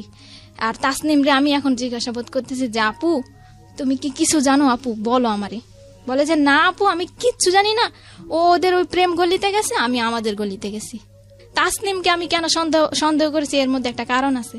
কারণ যখন মানে আমার ছোট বোন কোচিং এ বাসায় কিন্তু এসে খেয়ে আবার কোচিং এ যেত, কোচিং এ যাওয়ার সময় ওর ব্যাগ থেকে একটা চিঠি পড়ে গেছে। চিঠিটার মধ্যে 3টা মেয়ের নাম উল্লেখ ছিল, ফারিহা, রাজিয়া আর তাসনিম। চিঠিটা ও তাসনিমের কাছে লিখেছে, আমার বোন তাসনিমের কাছে লিখেছে যে প্রিয় তাসনিম, আশা করি ফারিয়াকে নিয়ে ভালোই আছো। আর রাজিয়ার নাম এই চিঠিটার মধ্যে কিন্তু কোনো ছেলের নাম উল্লেখ নাই, তাহলে আমরা কিভাবে সন্দেহ করি যে আমার বোন কোনো ছেলের সাথে যেতে পারে? তাসনিম কিন্তু লিখছে। তখন আমি চিঠিটার কথা গোপন রাখি, তাসনিমের কাছে বলি না যে আমি একটা চিঠি পাইছি, চিঠিটা আমি দেখাইও নাই। কিন্তু আমার পুরোপুরি সন্দেহ হয়েছে যে তাসনিমই জানে যে আমার বোন কোথায় আছে, আর তাসনিমের মাই নিছে আমার বোনকে। তখন আমি আমার মাকে আমি বলছি যে তুমি এখনই থানায় যাও, গিয়ে জিটি করো। কিন্তু আমার আম্মু থানায় যায়নি। তখন আমার আম্মু তখন কি করছে, আমার মানে আত্মীয় স্বজন সবাইকে ফোন দিছে, সবাই অলরেডি চলে আসছে। আসার পরে আমার বড় বোন মানে বড় খালার ছেলে একটা মাইক ভাড়া নিছে দোলাইপাড় ওই পারে 1 নম্বর গলি থেকে মাইক ভাড়া নিছে। ওই 1 নম্বর গলিতে কিন্তু আমার বোনটা ছিল, যেই জায়গা থেকে আমরা মাইক নিছি ওইখানেই আমার বোনটা ছিল। ওইখান থেকে কুতুবখালী 1 নাম্বার গলি, 2 নাম্বার গলি, ডিপটির গলি, কুতুবখালী, দোলাইপাড়, মিরাজির বাগ পুরা কিন্তু আমরা মাইক দিয়ে অ্যালাউন্স করছি। স্কুলের হেড স্যার কিন্তু কোনো পদক্ষেপ নেয় নাই, আর আমার আম্মুকে একটা ফোনও দেয় নাই, হেল্পও করে নাই। উনি কিন্তু বাচ্চাই পড়াইতেছে। স্কুল থেকে হারিয়ে গেছে কোচিং এর থেকে স্কুলে কোচিং স্কুলে কোচিং বাধ্যতামূলক, জি বাধ্যতামূলক, এবং কি আমরা টাকা দেই। কোচিং করতে চাইতাম না, দুইটা বাইরেই তো বেত দিয়া আমার বাচ্চা না সবার বাচ্চা। কোচিং না করলে বাচ্চাদেরকে কম নাম্বার দেওয়া হয় এবং ফেল করিয়ে দেওয়া হয় এবং বাচ্চাদের উপর টর্চার করা হয়। কি দুর্ধর্ষ, কি অমানবিক। এবং আমরা কবে আসলে এই জায়গাটা থেকে বেরোতে পারবো? না না না, আমি আপনার বড় মেয়ের কাছ থেকে শুনতে চাই, আপনাকে আমি ফ্লোর দিব পরে আবার। হ্যাঁ বলেন। তারপরে আমার আম্মু গেল হেড স্যারের বাড়িতে। আবার হেড স্যারের বাড়িতে যাওয়ার পরে আমার আম্মু হেড স্যারের সাথে কথা বলতে চাইলো। হেড স্যারের দেখে যে বাচ্চা পড়াচ্ছে, তখন ওই মরিয়ম নামে একটা মেয়ে, ওই মেয়েটাকে আমার মা নিতে চাইলো যে মরিয়ম তুমি আমার সাথে আসো, তুমি তো চিনো তোমাদের ক্লাসের কারো না কারো বাড়ি, আমি যাব তোমাকে নিয়ে। স্যার কিন্তু ওই মেয়েটাকে দিতে রাজি হয় নাই, যে না ও যেতে পারবে না, ও পড়ছে। তখন তাসনিমের মা উনি হেড স্যারের সাথে দরজা লাগায় কি যেন বলতেছে। আমার আম্মু কিন্তু দরজা ফাঁক দিয়ে দেখছে, কিন্তু তখনও কিন্তু আমরা জানি না যে স্কুলের প্রধান শিক্ষকও জড়িত, উনিও জানে, এমনকি ওই মহিলার কাছেই তো আমার বোনটা, কিন্তু আমরা তো আর জানি না যে ওনার কাছেই আছে। তখন আমার আম্মু এসে বলল যে এরকম এরকম হেড স্যার আর তাসনিমের মা কথা বলল, আমাকে কোনো গুরুত্ব দিল না, আর আমি একটা বাচ্চা নিতে চাইলাম, আমাকে তাও দেওয়া হলো না। হেড স্যার বলে যে দেখেন কোনো বান্ধবীর বাড়িতে গেছে কিনা, এটা বলছে হেড স্যার, আর কোনো গুরুত্ব দেয় না যে চলেন আমি যাই আপনাকে নিয়ে থানায়, কি আমি প্রত্যেকটা গার্জিয়ানের নাম্বারে ফোন দেই, কি আপনাকে একটা বাচ্চা দেই, আপনি যান খোঁজ করেন, কি প্রত্যেকটা গার্জিয়ান আমি ডাকাই, বাচ্চাগুলোকে আমি ডাকাই, কোনো পদক্ষেপ নেয় নাই উনি।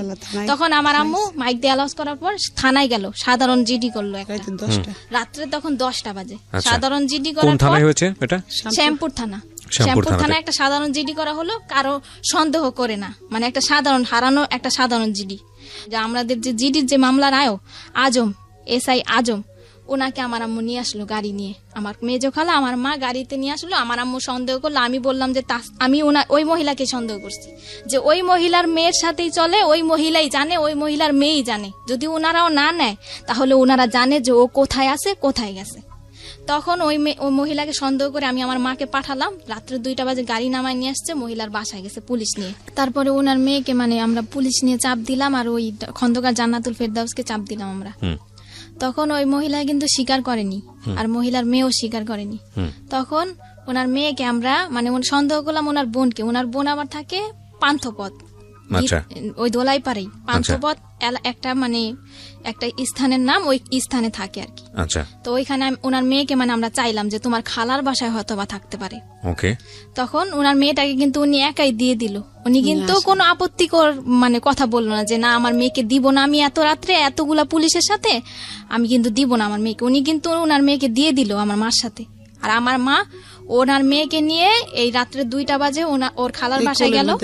খালার বাসায় আর ওই গাড়ির মধ্যে ওনার মেয়েকে আমার মা কোলের মধ্যে রাখলো এবং বললো যে মা বলো, মা যদি তুমি কিছু জানো তাহলে বলো। কিন্তু ওনার মেয়ে কিন্তু কিছুই বললো না, যে না আন্টি আমি কিছুই জানি না। তখন ওর খালার বাসায় খোঁজা হলো, নেই, ওই বাসায়ও নেই। তখন ওই মহিলা আমার মাকে বললো, যখন ওনার মেয়েটাকে ফেরত দেওয়া হলো খুঁজে আসার পর, তখন মহিলা আমার মাকে বললো যে কাজটা কিন্তু আপনি ঠিক করেন নাই, মানে আমার বাসায় যে পুলিশ নিয়ে আসছেন কাজটা কিন্তু ঠিক করেন নাই আপনি।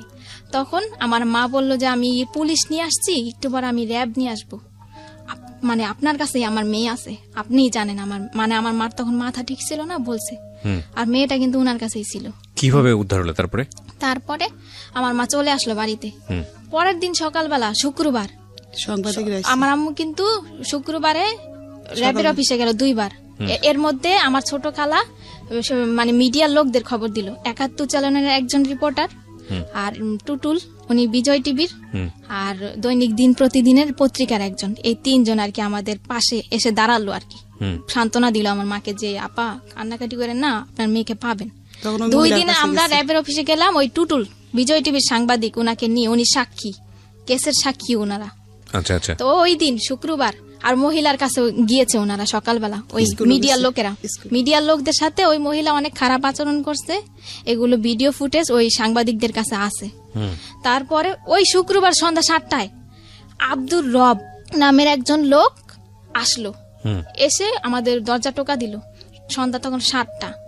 তখন বললো এই রুমে কি কাপড় বিক্রি করে সেই মহিলা থাকে? তখন আমার আম্মু বলল যে হ্যাঁ আমি বিক্রি করি, আমিই থাকি। আব্দুর রবটা কে জানো? আব্দুর রব, যে বাসায় ওরা রাখছে যে বাসায় ছিল 30 ঘন্টা, ওকে ওকে, হ্যাঁ ওই আব্দুর রব বলে। আমার আম্মু বলে কি ওই লোকটা বলতেছে যে আপনার মেয়ে আমার বাসায় আছে, আমার কাছে আছে। তো আমার আম্মু বলে যে আপনার বাসায় আছে, আপনার বাসা কোথায়? বলে যে আমি তো মেম্বরের বাড়িতে থাকি। তা আমার আম্মু বললো মেম্বরের বাড়িতে এই যে আপনি কাছে থেকে আমার মেয়েটা দিলেন না, আপনি কি? বলে যে না আমি তো 7 তলায় থাকি। বলে যে কোন 7 তলায়? বলে যে না আমি তো 1 নম্বর গলিতে থাকি। লোকটা কয় ধরনের কথা বলা শুরু করছে। আর বলে যে আপনার মেয়েটা আমার মেয়ের সাথে চলে গেছে, আপনি নাকি অনেকে মানে মারধর করেন মেয়েকে, আমার কাছে আশ্রয় চেয়েছে, আমি আশ্রয় দিয়েছি। ওনার স্ত্রীকে ফোন দিল, কোথায় তুমি? আসলো আমার বোনটাকে নিয়ে আসলো। আমার বোনটা কে 2টা পুরুষ লোক ধরে ধরে নিয়ে আসছে, আমাদের দোতলার ভাড়াটিয়ারা সবাই সাক্ষী। তখন সবাই মানে ওই লোকটা যে এসে বললো সবাই কিন্তু দরজা খুলে ফেললো, সব কথাই। আমার বোনটা কাঁপতেছে, প্রচন্ড কাঁপতেছে, মানে যাকে দেখে তাকেই ভয় পায়, আর শরীরে অনেক জ্বর ছিল আমার বোনের। তখন লোকটা কিন্তু ঘরের ভিতরে ঢুকতে চাইলো না। আমার আম্মু অনেক কষ্টে আর আমি অনেক কষ্টে বললাম যে আঙ্কেল আপনাকে কিভাবে ধন্যবাদ জানাবো, আপনি একটু বসেন, কিছু খান আপনি। লোকটা কিন্তু ঢুকতে, এই মহিলা তোর বাচ্চাটা ফেরত দেওয়া কি আমার অপরাধ হইলো? মানে উনি কি আবল তাবল কথা বলতেছে। তখন ওনাকে বসালাম। আমার আম্মু বলে যে আমার গার্জিয়ান আসবে, আমার গার্জিয়ানকে বুঝিয়ে দিবেন আমার মেয়েকে। তখন আমরা মিডিয়ার লোকদেরকে খবর দিলাম, ওই যে আমাদেরকে সান্ত্বনা দিয়েছিল, আমাদের পাশে দাঁড়িয়েছে, আর আমার খালা, আমার আত্মীয় স্বজন সবাই আসলো। ওই আয়োর যে মামলার যে আজম এসআই, ওনাকেও খবর দেওয়া হলো, আমার আম্মু খবর দিল। স্কুলের প্রধান শিক্ষককেও আমার আম্মু খবর দিল, কিন্তু ওই খন্দকার জান্নাতুল ফেরদৌসকে কিন্তু আমার আম্মু খবর দেয়নি। আর উনি কিন্তু এই একদিনের মধ্যে আমার আম্মুকে কোনো ফোনও দেয়নি, কোনো খোঁজ খবরও নেয়নি, এমনকি কোনো সাহায্য করে নাই। ওই খন্দকার জান্নাতুল ফেরদৌস আমার বোন ঘরে ঢুকার 5 মিনিটের মধ্যে উনি এসছে 3টা মেয়ে নিয়ে। উনি কিভাবে জানলো যে আমার বোনটা ঘরে আসছে? বড় বড় 3টা মেয়ে, 3টা মেয়ে নিয়ে আসছে। 3টা মেয়ে এসে মানে আমার মার সাথে ঝগড়া শুরু করছে যে কেন আমার মা পুলিশ নিয়ে গিয়ে ওই মহিলার বাসায় খুঁজতে গেছে। তখন আজম যে কেসের যে উনি বলল যে আপা দেখেন, আপনার মেয়ে যদি হারানো গেত তাহলে আপনিও খুঁজতে আসছেন, ওনার মনের অবস্থাটা আপনি বুঝেন। তখন খন্দকার জান্নাতুল ফেরদৌস বললো আমি আজকে অ্যাকশন নিব, আমার মান ইজ্জত কিছু রাখে নাই, পুলিশ নিয়ে আমার বাড়িতে গেছে। এই পরে আজম বলল যে দেখেন আপনি বাচ্চা নিয়ে বড় কথা বলবেন না, আর ওনার মনের পরিস্থিতিটা বুঝেন, আপনি কি অ্যাকশন নিবেন, এইগুলা কোন ধরনের কথা বলতেছেন? মানে আমি যেটা বুঝতে পারছি তখন পর্যন্ত আপনারা কেউ জানেননি যে ওর সাথে কি হয়েছে। ও জানে সব। আপনারা নরমালি যেটা জানেন যে ঠিক আছে মানে বাচ্চা পাইছি, সুতরাং এটাই অনেক বড় কিছু। হ্যাঁ বলেন। তারপরে কথাবার্তা শেষ করে ওই 3টা মেয়ে কিন্তু ঝগড়া করছে, আর বাড়ির ভাড়াটিয়াদের গেট টোকায় আমার আম্মুর নামে খারাপ খারাপ মন্তব্য করেছে, এমনকি ঘরের মধ্যে আমার আম্মুর সাথে ঝগড়া করছে, গায়ের মধ্যে হাত তুলতে পর্যন্ত আসছে। রাজিয়া, সুরমা জাহান রাজিয়া, মহিলার যে সহযোগী ফার্মেসিতে কাজ করে, ওই রাজিয়া মহিলা কিন্তু কোনো কথা বলে না, ওই 3টা মেয়েই কথা বলতেছে। আর মিতু আসছে, মিতু নাকি ওনার বোনের মেয়ে। মিতু এসে বলতেছে যে গণতান্ত্রিক বাংলাদেশে বিনা কারণে কাউকে জেল খাটানো যায় না, এখানে কিন্তু কোনো জেল খাটানোর কথা উঠে নেই। ওনারা কিন্তু নিজে নিজে একটা আওয়াজ হচ্ছিল। হ্যাঁ তারপরে কি হলো? হ্যাঁ তারপরে ওনারা সবাই চলে গেছে, কেসের চলে গেছে। স্কুলের প্রধান শিক্ষক আসছে এখন। প্রধান শিক্ষক এসে বলতেছে যে এই মেয়ের মা মেয়েকে অনেক অত্যাচার করে, মেয়ে আমার কাছে অনেক দিন বলছে স্কুলে, এই মেয়ের মা মেয়েকে এত অত্যাচার করছে যে মেয়ে চলে গেছে অন্যদের বাড়িতে। তখন হেড স্যার ওকে গিয়ে ধমকাচ্ছে ভিতরের রুমে, যে এই মেয়ে মানে ওকে নাম ধরে বলতেছে যে তুই কার সাথে গেছিস। তখন ও বলছে যে তাসনিম। বলে যে কশাকার তাসনিম না খশাকার তাসনিম। এই প্রশ্নটা ওকে 3বার করা হয়েছে, ও কিন্তু বলছে যে কশাকার তাসনিম। আর হেড স্যার কিন্তু জানে যে ও তাসনিমের সাথে চলে, আর খশাকার তাসনিম নামের কোনো মেয়েই নাই। তখন ওকে ধমকানো হলো, কিন্তু আমরা কিন্তু তখন বুঝি নাই, ওকে চোখ গোড়ানি দেওয়া হয়েছে আমার সামনে, আর আমার 2 খালা। আমার নাম কবি না, কিন্তু মানে ওকে চোখ গড়ানি দেওয়া হয়েছে, আমরা কিন্তু বুঝি নাই যে কেন ওকে চোখ গরম দিচ্ছে। স্যার চলে গেছে, সবাই চলে গেছে। তখন পত্রিকার একজন লোক ছিল, আমার ছোট খালা ছিল। তখনই আমার বোনের অবস্থা, শারীরিক অবস্থা, তখন মিডিয়ার লোকের একটা মানে একটা জবানবন্দি নিল, ওর কাছ থেকে জবানবন্দি দিল। মানে ওই মুহূর্তে ও যা বলেছে আমি তাই বলতেছি। ও বললো যে তোমার সাথে কি কি ঘটেছে। তখন ও বলছে যে তাসনিম, সাইমা, সুমাইয়া এই 3 জনই ওদের ক্লাসে পড়ে। এই 3টা মেয়ের সাথে কোচিং ছুটির পরে আমি গেছি খন্দকার জান্নাতুল ফেরদৌসের ফার্মেসিতে। যাওয়ার পর মহিলা একটা রুমালের মধ্যে কি দিছে, আমি তারপর আমার আর কিছুই মনে নেই। পরের দিন সকালবেলা আমি উঠে দেখি যে আমি আব্দুর রবের বাড়িতে, ওই যে সাইমাদের বাড়িতে। সাইমার বাবা কিন্তু আব্দুর রব। এতটুকু আমি ওর মুখ থেকে শুনতে চাই, মানে আপনার পাশে যে আপনার বোনটা বসে আছে, ছোট বোন, ওকে একটু আমার উপরে ছেড়ে দেন। হ্যাঁ যান, আপনি আমার উপরে ছেড়ে দেন, আমি ওকে সাথে কথা বলে যতটুকু পারি আমি ওর সাথে একটু জানার চেষ্টা করি। মাইক্রোফোনটার সামনে দেন।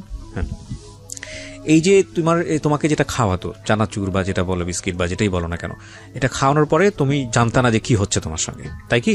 জি। আচ্ছা, এই ভিডিওটা তোমাকে দেখিয়েছিল কবে? মানে 15 দিন আগে, হারানোর 15 দিন আগে। 15 দিন আগে দেখে কি বলেছিল? বলেছিল এটা যদি কারো কাছে বলো তাহলে ইন্টারনেটে ছেড়ে দিব। তুমি তাহলে বুঝতে পারছিলে যে তোমার সঙ্গে কি হচ্ছিল? জি। তারপর আর ওদের বাসায় যাইনি 15 দিন। কি? ও ওকে, মানে এটা কি তোমার সঙ্গে এরকম রেগুলারই হতো? 2-1 হয়েছে নাকি একবার হয়েছে? এই ভিডিওটা করার সময় শুধু একটাই হয়েছে নাকি এর আগেও এরকম কন্টিনিউ করতো ওরা এই কাজগুলা? সেটা আমি জানি না আমার সাথে কি হতো, কিন্তু ভিডিওটা দেখার পরে বুঝতে পারছি আমি কিছু একটা হতো তোমার সঙ্গে। জি। এবং এটা দেখার পরে তুমি ছেড়ে দিয়েছো যে তুমি আর ওদের বাসায় যাও নাই? জি। আর আচ্ছা।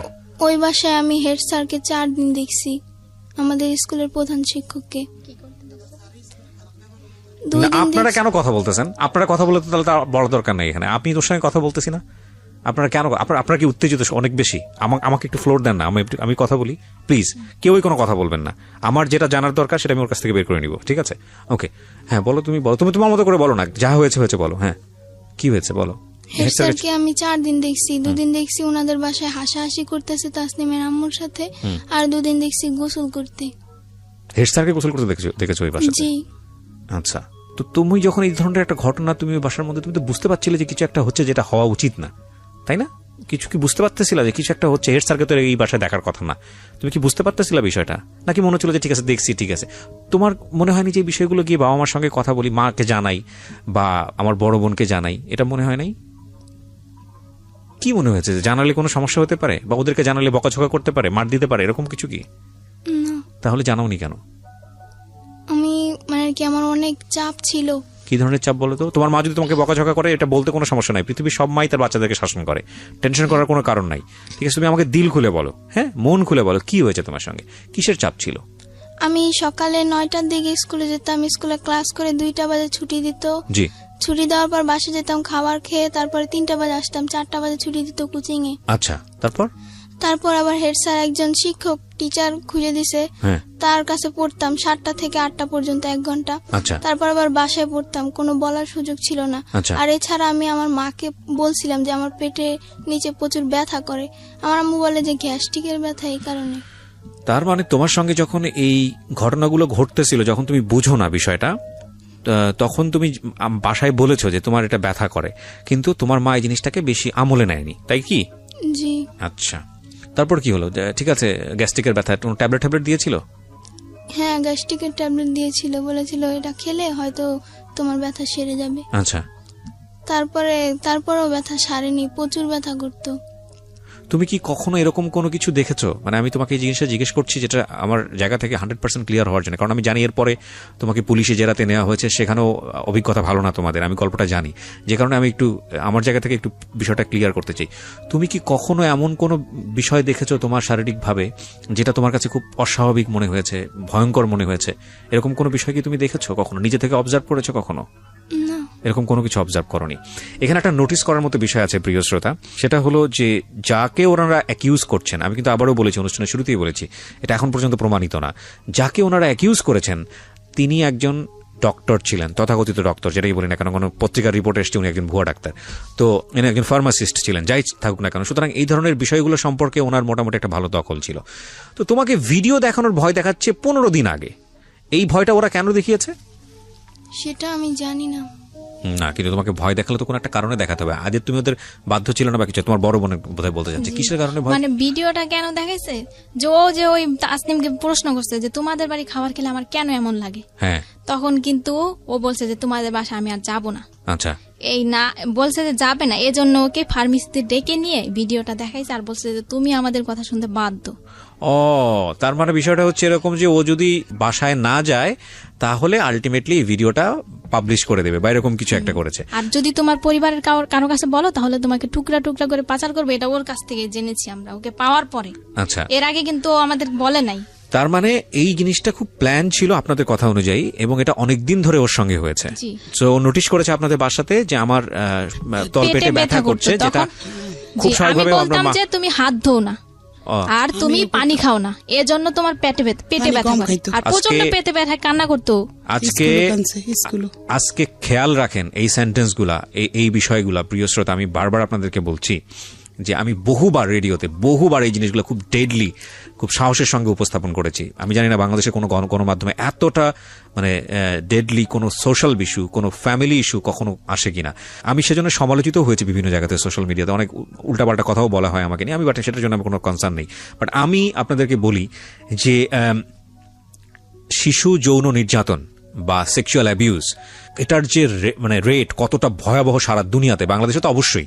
কোনো শিশু যদি কোনো পার্টিকুলার বিষয় নিয়ে কোনো কথা বলে, শরীরের কোনো একটা পার্টিকুলার বিষয় নিয়ে, সেটাকে এই যে ওনারা যেভাবে মানে উড়িয়ে দিয়েছেন যে ঠিক আছে তুমি হাত ধাও না সেজন্য তলপেট ব্যথা করে, তুমি ঠিকমতো খাওয়া দাওয়া করো না, তোমার গ্যাসের প্রবলেম।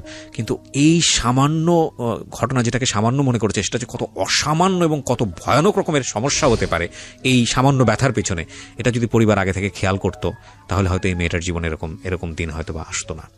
আমি একটু সামনের দিকে আরেকটু আগাতে চাই।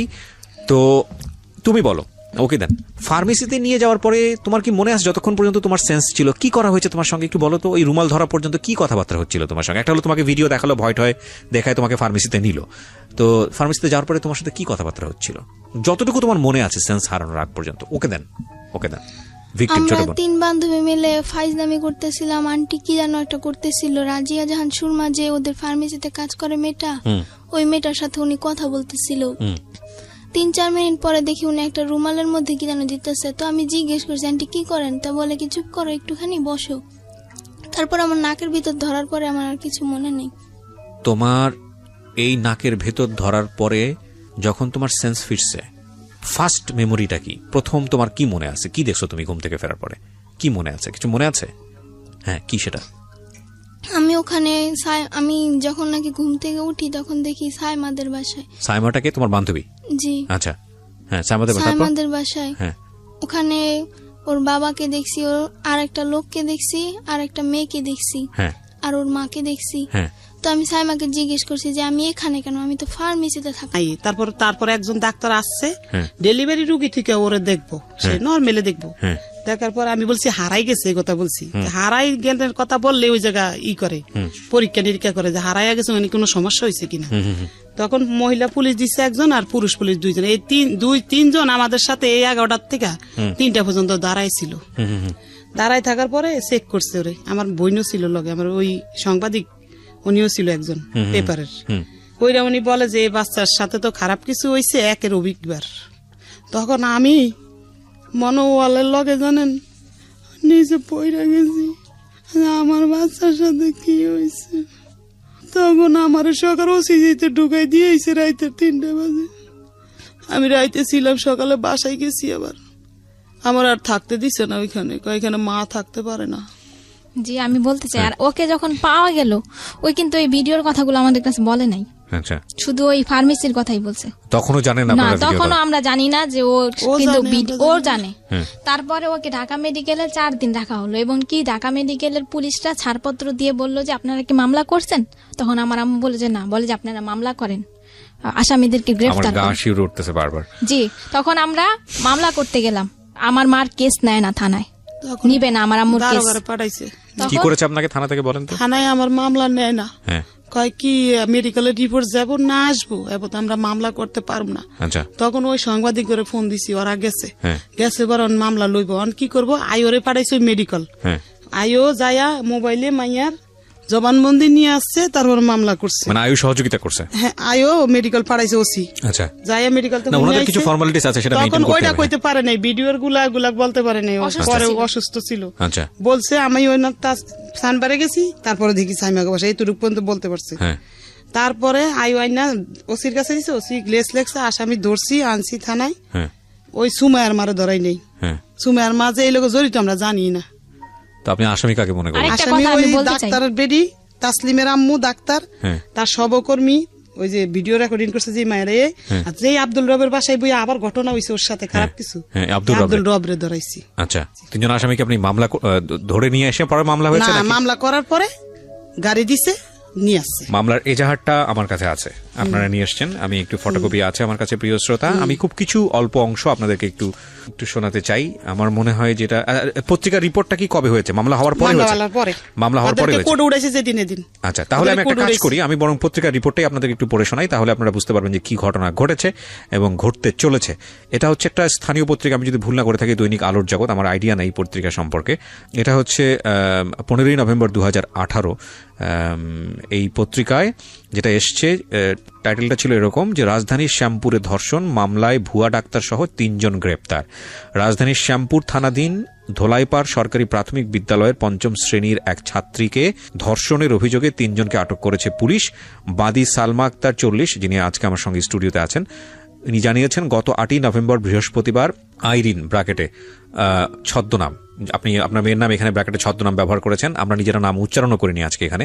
স্কুল কোচিং শেষ হয় বিকাল 3টায়, কিন্তু তার মেয়ে বাসায় না ফিরলে সে স্কুলে যায় এবং স্কুল বন্ধ দেখে প্রধান শিক্ষককে ফোন দেন এবং স্কুল সহ পরিচিত লোকজন ও আত্মীয় স্বজনদের কাছে খবর নেন। এক পর্যায়ে এলাকার মাইকিং করলে কোনো খবর না পেয়ে শ্যামপুর থানায় একটি সাধারণ ডায়েরি করেন। তার নম্বর হচ্ছে 341, তারিখ হচ্ছে 8/11/2018।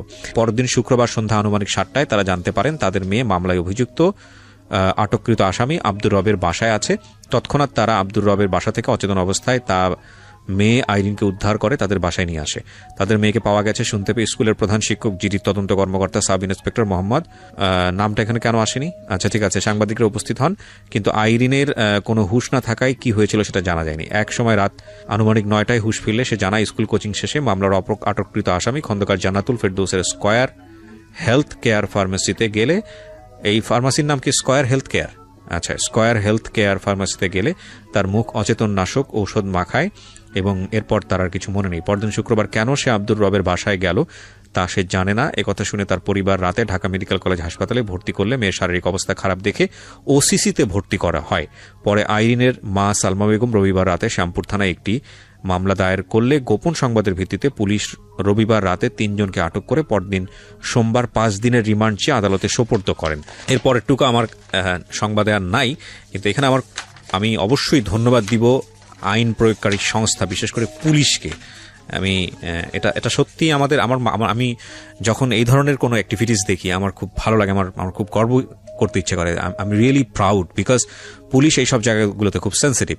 সেটা হচ্ছে যে আমরা জানি যে ওনাদেরকে সোপর্দ করার পরে ওনাদেরকে আবার আদালতে হাজিরা করা হয়েছে জামিনের জন্য, কিন্তু পুলিশ স্বেচ্ছায় যেটা করেছে যে ওনাদেরকে যাতে জামিন না করা হয় সেটার একটা ব্যবস্থা করেছে এবং আমি যতদূর জানি ওনারা এখনো জেলে আছে, আমি যদি ভুল না করে থাকি, ঠিক? তো সেটার লেটারও আমি দেখতে পাচ্ছি এখানে আপনারা পুলিশ স্বেচ্ছায় এই এটা করেছে, কারণ ওনাদের তো আপনাদের তো উকিল ধরতে হতো, আপনারা কি উকিল ধরেছিলেন? উকিল আছে আমার আছে, তো ঠিক আছে, 3 জনকে ধরে নিয়ে গেল। আমি সময় পেলে আরো কিছু কিছু ডকুমেন্টস আমি আমার শ্রোতা যারা আছেন তাদেরকে পড়ে শোনাবো। হ্যাঁ হ্যাঁ। মামলা করার পরে মানে থানার লোকেরা জিজ্ঞাসাবাদ করলো আমার বোনকে, আমার মাকে। ওসি বলল যে সবে তো মাত্র থাকা শুরু, এখানে আরো কত থাকতে হবে। কে বললো এটা? ওসি, থানার ওসি আমার মাকে বললো। ওসিতে 4 দিন থাকার পরে বাচ্চাকে থানায় নেওয়া হলো। থানায় একটা রাত রাখার পরে পরের দিন সকালবেলা কোর্টে ওঠা হলো ম্যাজিস্ট্রেটের কাছে জবানবন্দি দেওয়ার জন্য। তখন কিন্তু আমার বোন ভিডিওর কথাটা বললো ম্যাজিস্ট্রেটের কাছে জবানবন্দি দেওয়ার আগে।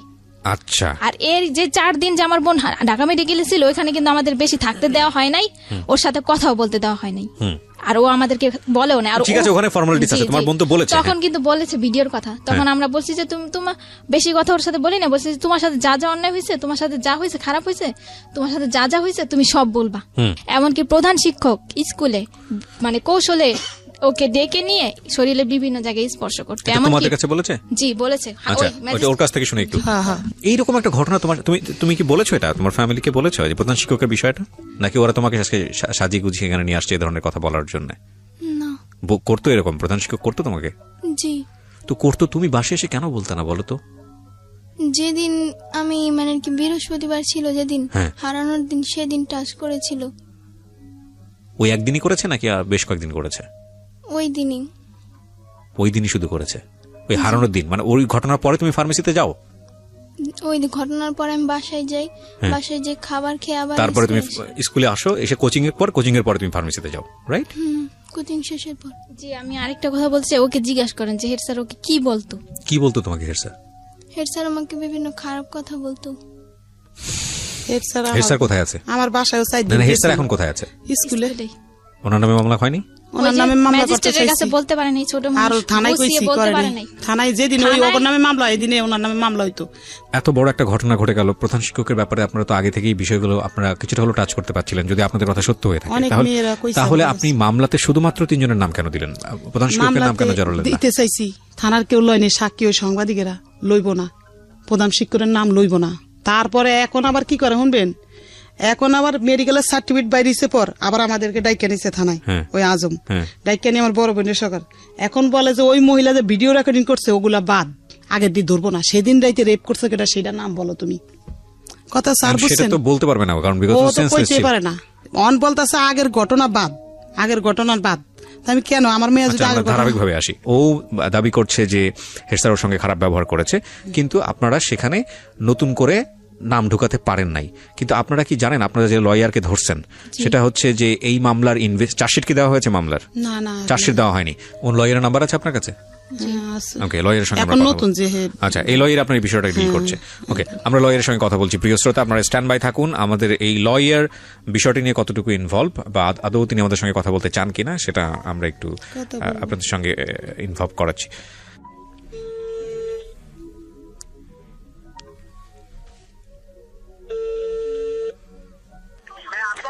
জি, আসসালামু আলাইকুম। আমি আরজি কিবরিয়া বলছি, ঢাকা এফএম থেকে। আপনার ক্লায়েন্টের সঙ্গে বোধহয় কথা হয়েছে আপনার।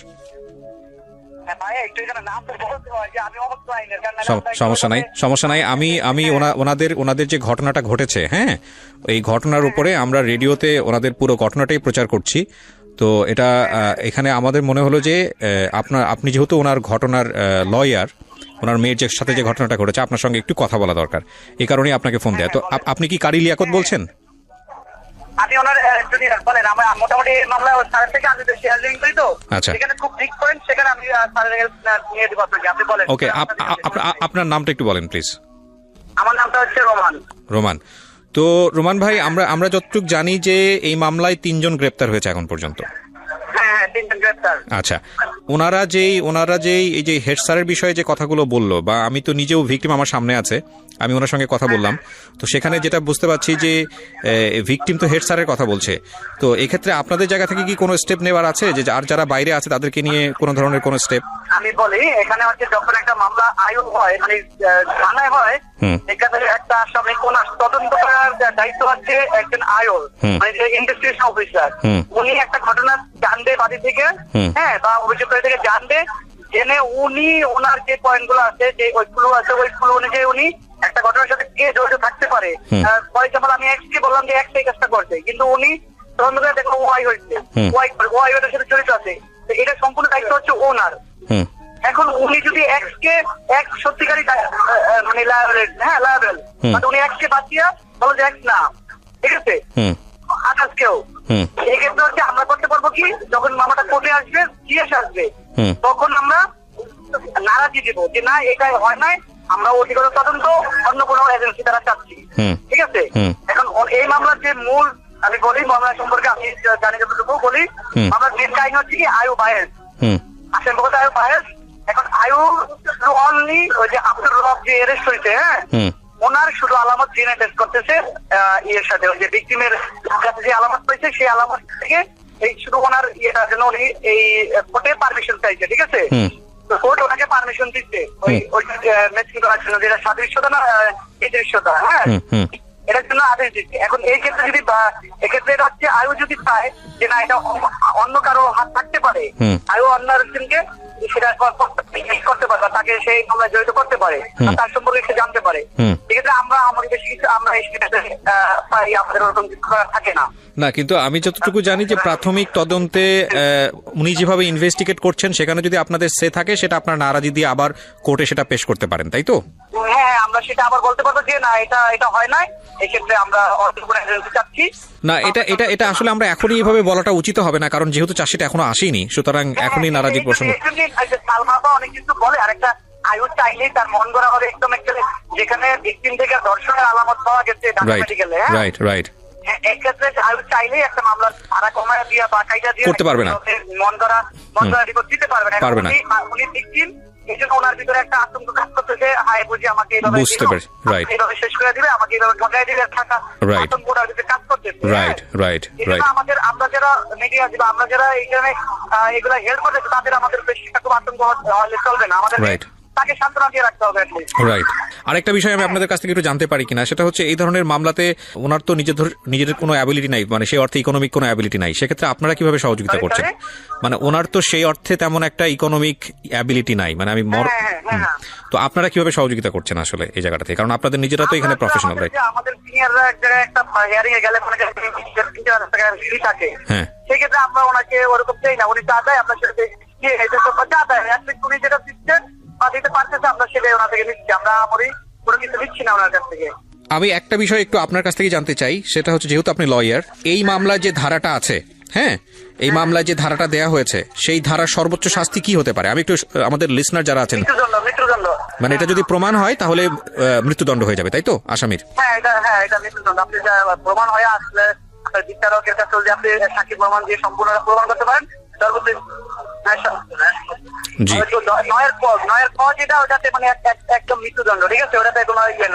ঠিক আছে Romel, thank you so much আমাদেরকে সময় দেওয়ার জন্য, থ্যাংক ইউ। আপনার সামনেই কথা বললাম, আমাদের লিসনাররাও শুনলো, এটা সব পুরো মানে একবারে আনকাট ভাবে রেডিওতে প্রচার করছি আমি, পুরো কথাটাই হলো। সেটা হচ্ছে যে এগুলো করতে গেলে এক ধরনের বিভিন্ন রকমের মানসিক জটিলতা, মানসিক চাপ তো আছে, সিস্টেমেটিক জটিলতা আছে, আমরা জানি এগুলো আইনের ব্যাপার, বছরের পর বছর ধরে চলতে থাকে। তবে ন্যায় বিচার আসবে এই বিশ্বাসটা রাখতে হবে, প্রথম কথা হচ্ছে এটা। আর দ্বিতীয় কথা হচ্ছে যে যিনি ভিকটিম তিনি উপস্থিত আছেন, যারা এতক্ষণ ধরে শুনে এসছেন, নতুন করে বলার কিছু নেই, কিন্তু যার নামটা এখানে চলে এসছে যেটা আমাকে ভয়ানকভাবে আঘাত করেছে, সেটা হচ্ছে এই সরকারি প্রাথমিক বিদ্যালয়ের প্রিন্সিপাল। ওনার নাম যেহেতু এসছে, উনি সম্মানিত ব্যক্তি, যেহেতু মামলাতেও নেই এবং এটা প্রমাণও হয় না, যেহেতু ওনার নাম মামলাতে যেহেতু নেই, এখন পর্যন্ত প্রমাণ যেহেতু হয় না, সুতরাং সেই জায়গাটি থেকে আমরা আসলে দাবি করতে পারি না উনি এই ধরনের কাজ করেছে নাকি করেনি, কারণ এটার এখতিয়ার কেবলমাত্র কোর্টেরই আছে। কিন্তু যেহেতু এই ধরনের একটা অনুষ্ঠানে তার নাম এসছে, সুতরাং আমরা এটা নৈতিক দাবি মনে করছি তার সঙ্গে কথা বলার, এবং তিনি যেটাই বলুন না কেন সেটা তার বলার অধিকার আছে। তো সেই জায়গাটা থেকে তিনি আমাকে একেবারেই চেনেন না, আমি ফোন একেবারে আনকাট অবস্থায় তাকে দিচ্ছি, এরপরে দেখা যাক কি ঘটনা ঘটে। কি নাম বললেন? সালাউদ্দিন, ধোলাইপাড় সরকারি প্রাথমিক বিদ্যালয়। আচ্ছা,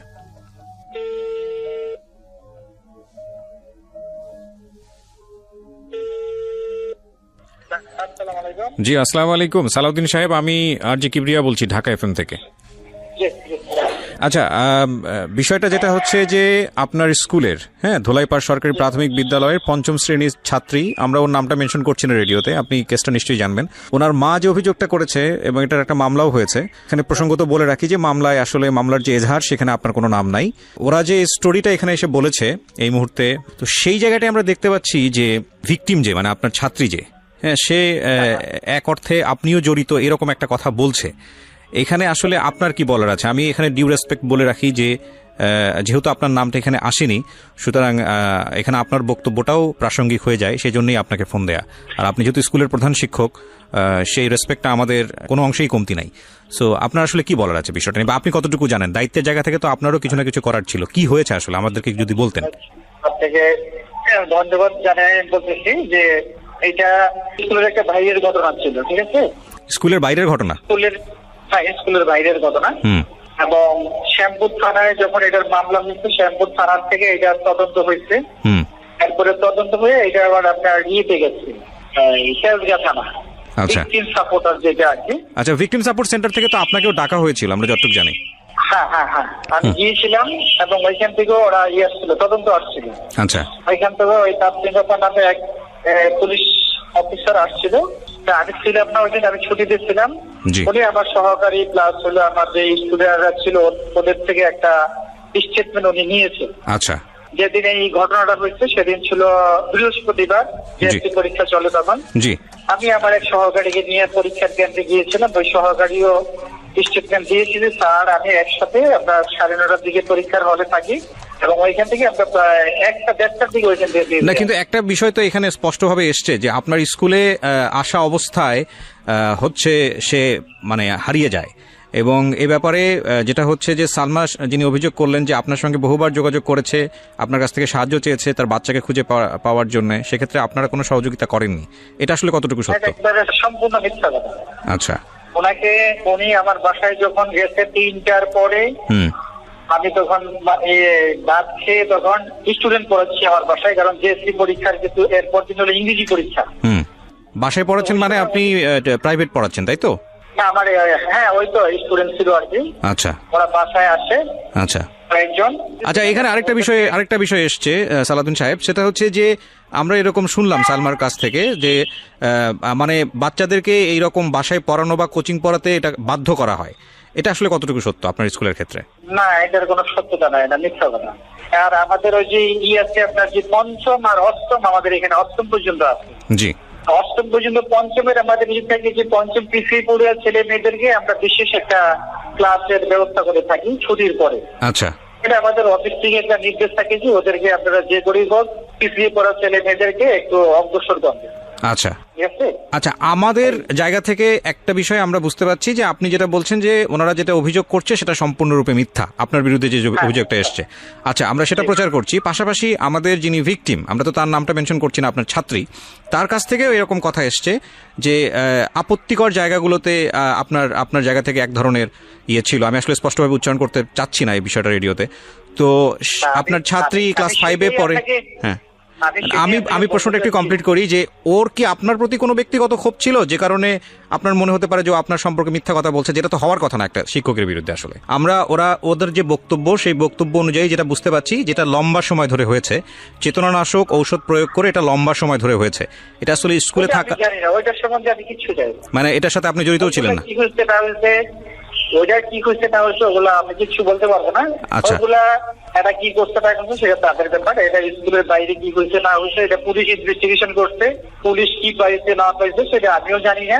আপনার কাছে যেরকম বলছে আমি এরকম শুনছি, এর বেশি আর আমি কিছু বলবো না। খন্দকার জান্নাতুল ফেরদৌসকে কি আপনি চিনতেন? জান্নাতুল ফেরদৌসকে আমি তো স্টুডেন্ট নাকি চিনি, খন্দকার জান্নাতুল ফেরদৌস নামে কেউ চিনি না। খন্দকার জান্নাতুল ফেরদৌস হচ্ছে এই মামলার 1 নম্বর আসামি। এনার তো আপনাকে চেনার কথা, এতদিনে তো জানার কথা। আপনার স্কুলের ছাত্রী, সে ভিকটিম হয়েছে, আপনি তাকে চেনার কথা। কেউ যদি তাকে কিছু করে থাকে আমরা বলছি বারবার যে তার আমরা বিচার চাই। আমরা এলাকাবাসী এটা নিয়ে অনেক মিটিং করছি। আমার স্কুলে কমিশনারের সাথে আমি আলাপ করছি, আমাদের যে স্থানীয় কমিশনার আবু ভাই, তার সাথে আমি আলাপ করছি। আমাদের স্থানীয় এমপি সঞ্জিতা, তার সাথে আমি ব্যাপারটা নিয়ে আলাপ করেছি এবং লোকাল যত লোক আছে সবার সাথে আলাপ করছি এই ব্যাপারটা নিয়ে যে আমরা কি করতে পারি।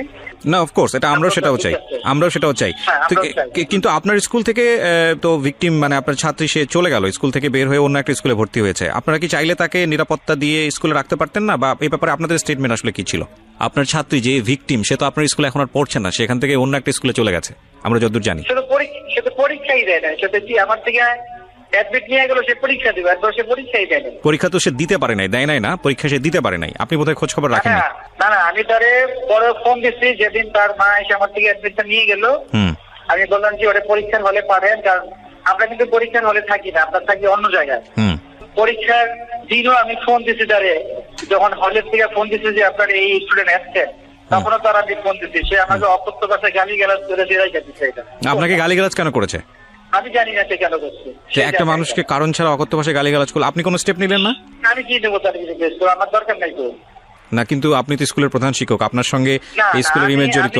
আপনি যদি আমাদের বিনা কারণে কিছু বলেন, আমি আপনাকে কেন বলতে চাই? কোনো দরকার নেই তো আমার। আমি এলাকাবাসীকে বলছি যে সে এই বলে, এলাকাবাসী বলতে আপনার কিছু বলার দরকার নেই স্যার, আপনি ঠিক থাকেন। আমি যতটুকু সাহায্য করছি তারা সে সেটা জানে। আমি তাহলে এখানে স্থানীয় পোলাপাইন দ্বারা খোঁজার অনেক ব্যবস্থা করছি। আপনি স্থানীয় পোলাপান দ্বারা খোঁজার ব্যবস্থা করেছেন, বিষয়টা আমি বুঝলাম না, মানে এটা একটু যদি পরিষ্কার করতেন। না, সে যখন বলছে যে আমার সে পায় না, তখন বলছি যে ওদেরকে দেখো সম্ভাব্য কোনো জায়গায় সে থাকতে পারে কিনা। এই ধরনের এলাকার কিছু ছেলে মেয়েদেরকে আমি তার সাথে নিয়েই বলছি যে দেখো বাবা তোমরা। আপনি এলাকার ছেলে মেয়েদের কাছে কেন যাবেন? আপনি স্কুলের একজন দায়িত্বপ্রাপ্ত ব্যক্তি, আপনি যাবেন পুলিশের কাছে। পুলিশের কাছে তো রাত্রে গেছি আমরা। না, আপনি এলাকার ছেলে মেয়েদেরকে, এলাকার ছেলে মেয়ে কাদেরকে খোঁজের জন্য পাঠিয়েছেন? ওই মেয়েকে যে একবার আরেকটা ছেলের সাথে ধরে আনছিল, ওই ছেলে এবং আরো কয়েকটা মিলাই এসেছি না, ওদেরকে আমরা পাঠাই। আচ্ছা, ওই মেয়েকে আরেকবার ধরে নিয়ে আসা হয়েছিল কোন একটা ছেলের সঙ্গে, আপনি সেটাই বলতে চাচ্ছেন? তো এটা আপনি নিশ্চিত? এটা নিশ্চিত, এটা পুলিশ সহ ছিল তো, পুলিশ সহ পুলিশের খবর দিয়ে আনছি আমরা। আচ্ছা, পুলিশ আইসা পরে এটা মীমাংসা করছে। এটা কবে স্টেটমেন্ট দিয়ে গেছে? ওকে, এটা কবে নাগাদ হয়েছিল? এটা এর ঘটনার কত সম্ভবত মাস খানেক বা মাস দুই আগে হইতে পারে। সেই সময় আপনার স্কুল থেকে কি স্টেটমেন্ট নিয়েছিলেন? আমরা তো পুলিশের সাথে পুলিশের কাছে দিয়ে দিই। 1 মাস আগে? একদিন তো স্বাধীন হবে, আমার সঠিক ডেটটা মনে নেই। আচ্ছা, পুলিশের কাছে আপনারা দিয়েছিলেন। ওকে, ঠিক আছে। আমি আসলে প্রাসঙ্গিকভাবে যেহেতু আপনার কথা এসছে সে কারণে আপনাকে জিজ্ঞেস করলাম। এবং আমরা আসলে কাউকেই অ্যাকিউজ করছি না আমাদের এই অনুষ্ঠানে। আমরা চাচ্ছি যে একটা তদন্ত হোক এবং তদন্তে যারা আসলে দোষী তাদের বিচার হোক, সেটা যেই হতে পারে। আর এই সমস্যাটা আমাদের সমাজে এখন বিভিন্ন অ্যাঙ্গেল থেকে বিভিন্ন জায়গা থেকে আসছে এবং এটা খুব মানে ভাইরাল আকারে ছড়িয়ে পড়ছে এই ধর্ষণের বিষয়গুলো। আমরা চাই যে প্রত্যেকে এখানে সঠিক ভূমিকা রাখুক। এবং আপনি যেহেতু স্কুলের প্রধান শিক্ষক, আপনার দায়িত্বটাও অনেক বড় এবং আমরা বিশ্বাস করি যে আপনার এখানে সম্পৃক্ততা ছিল না, কিন্তু সেটা আসলে বিশ্বাসের উপর নির্ভর করে না, সেটা প্রমাণ করবে আসলে আদালত। সো আপনাকে অনেক ধন্যবাদ, আপনি সময় দিলেন আমাদেরকে। Thank you. তো আমি যেটা বলছিলাম যে আপনার মেয়েকে আমি যেভাবে দেখতে পাচ্ছি তো মৃত, আমার কাছে মনে হচ্ছে যে এর মধ্যে আবার ঘটনা হয়েছিল। কি ঘটনা? ওই থানায় নিয়েছে, আবার ওই মেডিকেলের রিপোর্ট আইসা থানায় নিয়েছে। ওই ডিসি এই ডিউটি অফিসার নিয়ে ধমকাইছে, আগের কথা বাদ, আবার আজমে ধমকাইছে, আবার আমি ধমকাইছি, কইছি তুমি গেছো কাগো বাসায় তোমার। এবার আমি ওর সাথে কথা বলবো, আপনারা কেউ কোনো ইন্টারাপ্ট করবেন না। গলায় দড়ি দিতে গেছে। আচ্ছা দেন, ওকে দেন, এটা দেন, মাইক্রোফোন দেন। তুমি আমার সঙ্গে কথা বলো 2 মিনিট। হ্যাঁ, সবকিছু ভুলে যাও। আমি জানি যে ঘটনা তোমার সঙ্গে ঘটেছে, সেটার জন্য আল্লাহ কাউকে ক্ষমা করবে না। প্রথম কথা হচ্ছে এইটা, কারণ তুমি এখানে নিরপরাধ, তুমি জানো না যে তোমার সাথে কত ভয়ানক ঘটনা ঘটেছে। কিন্তু আমরা সবাই তোমার সাথে আছি। লাখ লাখ মানুষ তোমাকে শুনতেছে, পৃথিবীতে খারাপ মানুষের সংখ্যা বেশি না। হ্যাঁ, লক্ষ লক্ষ মানুষ তোমাকে শুনতেছে, সবাই তোমার জন্য দোয়া করবে আজকে রাতে। সুতরাং তোমার জীবন ভালো হবে, এটা তুমি নিশ্চিত ধরে নিতে পারো। আমি মন থেকে তোমার জন্য দোয়া করি। টেনশন করার কোনো কারণ নেই। জীবন এমন না যে এর একটা ঘটনার কারণেই থেমে যাবে। যারা অপরাধ করেছে, তুমি তো শুনলাই তোমার লয়ার কি বললো। এবং একটা সবচেয়ে বড় জিনিস যেটা, আপনাদের ঢাকা মেডিকেল থেকে যে রিপোর্টটা এসছে, যেটা বলা হলো, সেখানে কিন্তু প্রমাণ আছে যে ও রেপড। তার মানে এটা পুলিশের দায়িত্ব এটা খুঁজে বের করা যে কিভাবে এটা হলো। এটা পুলিশ যদি কোনো কারণে চার্জশিটের এদিক ওদিকেও কোনো কিছু হয়ে যায় যেটা আপনাদের মনোভূত হচ্ছে না, তার মানে এটাকে কোর্ট থেকে এটা ওকে করার কোনো সুযোগ নাই। সুতরাং আপনাদের আস্থা রাখতে হবে। কিন্তু আমি তোমাকে এই সব জিনিসের নিতেই চাই না, কারণ তুমি ক্লাস 5-এ পড়া একটা মেয়ে, তুমি এগুলা কিছু বুঝবা না। দুনিয়ার এত ভয়ানক জিনিস তোমার জীবনটাকে নষ্ট করে দিক, শেষ করে দিক, তোমাকে একেবারে এফোর করে দিক। আমি জানো না, আমি 2-2.5 ঘন্টা শুনতেছি, আমি ভারী হয়ে গেছি অনেকখানি। আমি শুধু চিন্তা করতেছি, দেখো এগুলো একটা সময় সবাই ভুলে যাবে, কিন্তু তোমার জীবনের দাগ সারা জীবন হয়তো তোমাকে সমাজ বাধ্য করবে বইয়ে বেড়ানোর জন্য। হয়তো তুমি আমার কথাগুলো বুঝতেও পারতেছ না, ভুলে যাও। তুমি আমাকে একটু বলো তো, এই তোমার সাথে এই ঘটনা ঘটার পরে তোমাকে কয়বার থানায় যেতে হয়েছে এখন পর্যন্ত? অনেকবার। লেখাপড়া বন্ধ হয়ে গেছে? জি। কেন বন্ধ হলো? অনেকবার যেতে হয়েছে। যেদিন নাকি আমাকে ওসিসি থেকে ছাড়া দিয়েছে সেদিনও একদিন থানায় ছিলাম। তারপরে আবার অনেকবার ডাকাডাকি করছে, ওসি এসে জিজ্ঞাসাবাদ করছে। তারপর আবার থানায় একজন আছে, সেও জিজ্ঞাসাবাদ করছে। অনেকবার যেতে হয়েছে। লেখাপড়াটা বন্ধ করলা কেন? এটা কি তোমার মা বন্ধ করে দিয়েছে নাকি তুমি বন্ধ করে? তুমি কনসেন্ট্রেট করতে পারছো না? কি হয়েছে লেখাপড়া? তুমি তো 5-এ পরীক্ষা দেওয়ার কথা। পরীক্ষা দিতে পারিনি। যেদিন আমার পরীক্ষা ছিল সেদিন আমি করেছিলাম। কোর্টে ছিলা তুমি? জি। কোর্টকে জানাও নাই যে তোমার পরীক্ষা আজকে? না। ওই দিন কি হয়েছে? ওই যেদিন প্রথম পরীক্ষা সেদিন তো কোর্টে জবানবন্দি নিতে বললা করে। আর যেদিন পরীক্ষা সকালে, এদিন রাইতে তো আর রাইতে আমরা থানায় ওরে নিয়ে মেডিকেল তো ছাড় দিলে থানায় এক রাত রাখে, এক রাত থানা জমা নেয়, বুঝছেন? এটা কি মানে ক্লাস 5-এর ফাইনাল পরীক্ষার কথা বলতেছেন? হ্যাঁ, এই যে ফাইনাল গেল যে দিতে পারলো না, তো এখন 5-এ ভর্তি করছি, তো স্কুল ড্রেস বানাই দিছি। স্কুল চেঞ্জ করছেন? হ্যাঁ, ওই এলাকায় ছেড়ে দিছি আমি। দোলাইপাড়া এলাকার থেকে গেছি কেন, গত মাসের 1 তারিখে গিয়ে ওই জায়গায় স্কুলে ভর্তি করছি। আমি একটু বলতে চাই, ওই মামলাটা করার পর আমাদের উপর 2বার হামলা হয়েছে। কিসের হামলা? আমাদের আমরা যে দোলাইপাড়া ছিলাম যে প্রেমগলিতে, ওই বাড়িতে 12 জন পুরুষ এসেছে। দরজা মানে অনেক জোরে জোরে ই করতেছে। তারপর তোমরা এলাকা ছেড়ে দিয়েছো? তখন আমার আম্মু পুরা বাড়ির ভাড়াটিয়াদের ডাকছে। তখন ওই লোক কিন্তু আমার মার সাথে অনেক খারাপ খারাপ আচরণ করছে। কোন লোক এটা? ওনার নাম হলো হাত কাটা আক্তার। ওনার হাতগুলো কাটা। উনি হলো মাস্তান, একজন মাস্তান, সবাই চেনে দোলাইপাড়া যে মিরাজির বাগের হাত কাটা আক্তার। 12 জন পুরুষ আসছে, ভাড়াটিয়ারা সাক্ষী। তখন ও মেডিকেল, ঢাকা মেডিকেলে তখন আসছে। আমার আম্মুর সাথে অনেক খারাপ আচরণ করছে যে আপনার সাথে আমরা আলাদাভাবে কথা বলবো, এর একটা মীমাংসা হওয়া দরকার, আমরা মীমাংসার জন্য আসছি। তারপরে আমার আম্মুর সাথে সাথে আমাকে নিয়ে শ্যামপুর থানায় গেছে, একটা জিডি করছি আমরা এই ঘটনার প্রেক্ষাপটে। জি। আর ওই দিন সকালবেলাও একজন এসেছে, যে ওই যে খন্দকার জান্নাতুল ফেরদৌস যে ঘরে যে একটা মেয়ে থাকে মিতু, ওই মিতু একজন লোককে নিয়ে আসছে। ওই লোক আমাদেরকে খুঁজে পায় নাই। আমরা সকালবেলা মেডিকেলে ছিলাম, তো আমাদের বাড়িওয়ালার কাছে কি না কি জিজ্ঞেস করছে, জিজ্ঞেস করার পরে চলে গেছে, আমাদেরকে পায় নাই। ওই জিডির কাগজ আমাদের কাছে আছে। তারপরে কিছুদিন আগে যে আমার আম্মু যে কোর্টে গেল, সিএম কোর্টের বাইরে, সিএমএম কোর্ট, জি সিএমএম কোর্টের বাইরে আসামি পক্ষের লোকের আমার আম্মুর ওন্না ছিঁড়ে ফেলতে নিছে। আমার আম্মুর উপর মানে যখনই দেখে খারাপ কথা বলে, তারপর আমার আম্মুকে হামলা করতে চায়। কোর্টে তো ওকেও নিয়ে যেতে হয়? না ও যায় না, আমার আম্মু বাদী, আমার আম্মু যায়। তো আমার আম্মু কোতোয়ালি থানায় একটা জিডি করছে সাধারণ। হামলা হওয়ার পরে সাথে সাথে আমার আম্মু একটা জিডি, এবং আপনারা জায়গাটা ছেড়ে দিয়েছেন। আপনি এখন কি করেন পেশায়? ওই কাপড় বিক্রি করি। কাপড়, বোরকা পরে কাপড়? এই আরানের আগে কলম না কিস্তি পাইছি, এই টাকা দিয়ে মাল উড়াইছি, বেচতে পারি নাই। তো আমার কিছু বলার নাই। ঘরে একটা আলমারি আছিল, ওইটা 10,000 টাকা বিক্রি করছি। একটা আলমারি বানাইছিলাম ওই কাপড় চোপড় রাখার লেগে, মানে এটা বিক্রি করে লাইছি। এটা দিয়ে যে গাড়ি ভাড়া বুড়া দিয়ে কোর্টে যাই, ওই টুকটাক করে উকিলের 200-300 টাকা আলমারি বিক্রি করার টাকা দিয়ে বেচ চালাইছি। ওটা দিয়ে চলতেছে। একটা কথা বলতে পারি শুধু, ইতিহাসের জঘন্যতম একটা এপিসোড প্রচার হলো আজকের এই জীবন গল্পে। আমাদের যে মনুষ্য পরিচয় না, এই মনুষ্য পরিচয়গুলা, আমরা ভয়ানক খারাপ মানুষ। আমার এই সব মানে সিলেবাস এই খুব সুন্দর করে কথাবার্তা বলা, এগুলো সব থেকে বের হয়ে আসে ভিতর থেকে, যেগুলো আসতে সেটা আমি বের করতে পারতেছি না। আমি সরি টু সে, আমরা ভয়ানক রকমের বাজে মানুষ। আমি সাধারণত কখনোই মানে এতটা বেশি পেসিমিস্ট, মানে এতটা বেশি হতাশ হই না, এতটা বেশি ঋণাত্মক কথাবার্তা বলি না। বাট আজকে আমার খুব বলতে ইচ্ছে করছে, কেন জানি। লেভেল থাকা উচিত তো, তাই না? মানে একটা হচ্ছে, এটা তো অবশ্যই একটা পারভার্টনেস, ভয়ানক রকম ভাবে বিকৃত মানসিকতার যারা, তারা এই ধরনের শিশু যৌন নির্যাতনের সঙ্গে জড়িত। কিন্তু এইটা ঘটনা ঘটে যাওয়ার পরে যে সিস্টেমের মধ্যে এদেরকে আমরা বেঁধে ফেলছি সঠিক বিচার পাওয়ার জন্য, হয়তো সেটার প্রয়োজনও আছে। এটা কি আরেক ধরনের রেপ না? একটা মানুষকে শেষ করে দেয়া না? এটা তো ভয়ঙ্কর রকম ভাবে, আমার কাছে সেটাই তাই মনে হয়। আপনারা দেখুন, যেখানে সমাজের মানুষের পাশে দাঁড়ানোর কথা, যেখানে সমাজের চারপাশের মানুষ, বাড়িওয়ালা থেকে শুরু করে সবাই পাশে দাঁড়িয়ে বলার উচিত ছিল যে তোমাদের আজকে থেকে আমরা আছি তোমাদের পিছনে, টেনশনের কোনো কারণ নাই, ন্যায় বিচার পাওয়ার জন্য আমরা কাজ করব। সেখানে মাস্তানরা এসে ধমকে দিচ্ছে, সেখানে মাস্তানরা এসে বলছে যে এটা না করলে এটা মীমাংসা করতে হবে, কোর্টে গেলে অন্যার টেনে ছিঁড়ে ফেলছে। আচ্ছা, আমরা কি মানুষ? বুঝলাম যে এই কাজটা করেছে সে ভয়ঙ্কর রকমের অমানুষ, তার মৃত্যুদণ্ড শুধুমাত্র এনাফ না, তাকে তো আমি মনে করি কেটে কুকুর দিয়ে খাওয়ানো উচিত। জীবন্ত অবস্থায় একটা হাত কেটে ফেলা হবে, কেটে ওটা কুকুরকে দেওয়া হবে তার সামনে, সে দেখবে তার শরীরের একটা অংশ কুকুর খাচ্ছে এবং সেটা সে ফিল করবে। তারপরে আরেকটা আঙ্গুল কাটা হবে, তারপরে পাটা কাটা হবে, এবং ওই পাটা ঠিক করা হবে, তারপরে ঠিক করার পর আরেকটা পা কাটা হবে, এবং তাকে জানানো হবে 1 ঘন্টা পর তোমার পা কাটা হবে, 2 ঘন্টা পরে তোমার পা কাটা হবে, তাকে ভয় দেখানো হবে। তার পরিবারের ফ্যামিলি মেম্বারদের সবাইদেরকে মানে ফোকাস করা উচিত যে এই লোকের এই ফ্যামিলিতে থাকতো, এইরকম ভয়ানক রকমভাবে শাস্তি হওয়া উচিত। ধুকে একটা মানুষকে মারা হবে, এবং ধর্ষণের শাস্তি মৃত্যুদণ্ড। ব্যাস, দ্যাটস নট অল। মেরে ফেলা তো ফিনিশ, কয়েক মুহূর্তের হয়তো বা যন্ত্রণা, কিন্তু প্রতি মুহূর্তে এরা যা ফেস করবে সারাটা জীবন। দেখেন তো একটু চিন্তা করে, এই ফ্যামিলিতে একটা ছেলে আছে, সে তার নিজের মতো সংসার করছে, এখন ছোট্ট একটা বাচ্চা, এই 2 মেয়ে, এবং উনি কাপড় বিক্রি করে। ওর কথা বাদই দিলাম, ওর তো বড় বোন। আমাদের সমাজের যে সামাজিকতা, আমরা কি পারবো ওকে একটা সঠিক জায়গায় পাত্রস্থ করতে? বা এই যে মেয়েটা বড় হচ্ছে, ক্লাস 5 যে একটা ধাক্কাটা পেলো, ও সারাটা জীবন কি ট্রমার মধ্যে থাকবে আপনারা কি বুঝতে পারেন? ওই জায়গাটা থেকে ও কোন সাইকিয়াট্রিস্টের কাছে যাবে? ওর তো ভাত কেনারই পয়সা নাই, ও কোন সাইকিয়াট্রিস্টের কাছে যাবে?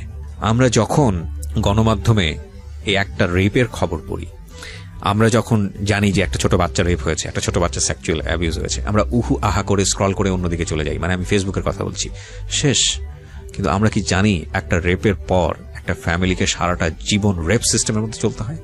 সমাজ তাকে কিভাবে পরিমাণ রেপ করে, কিভাবে বাঁকা চোখে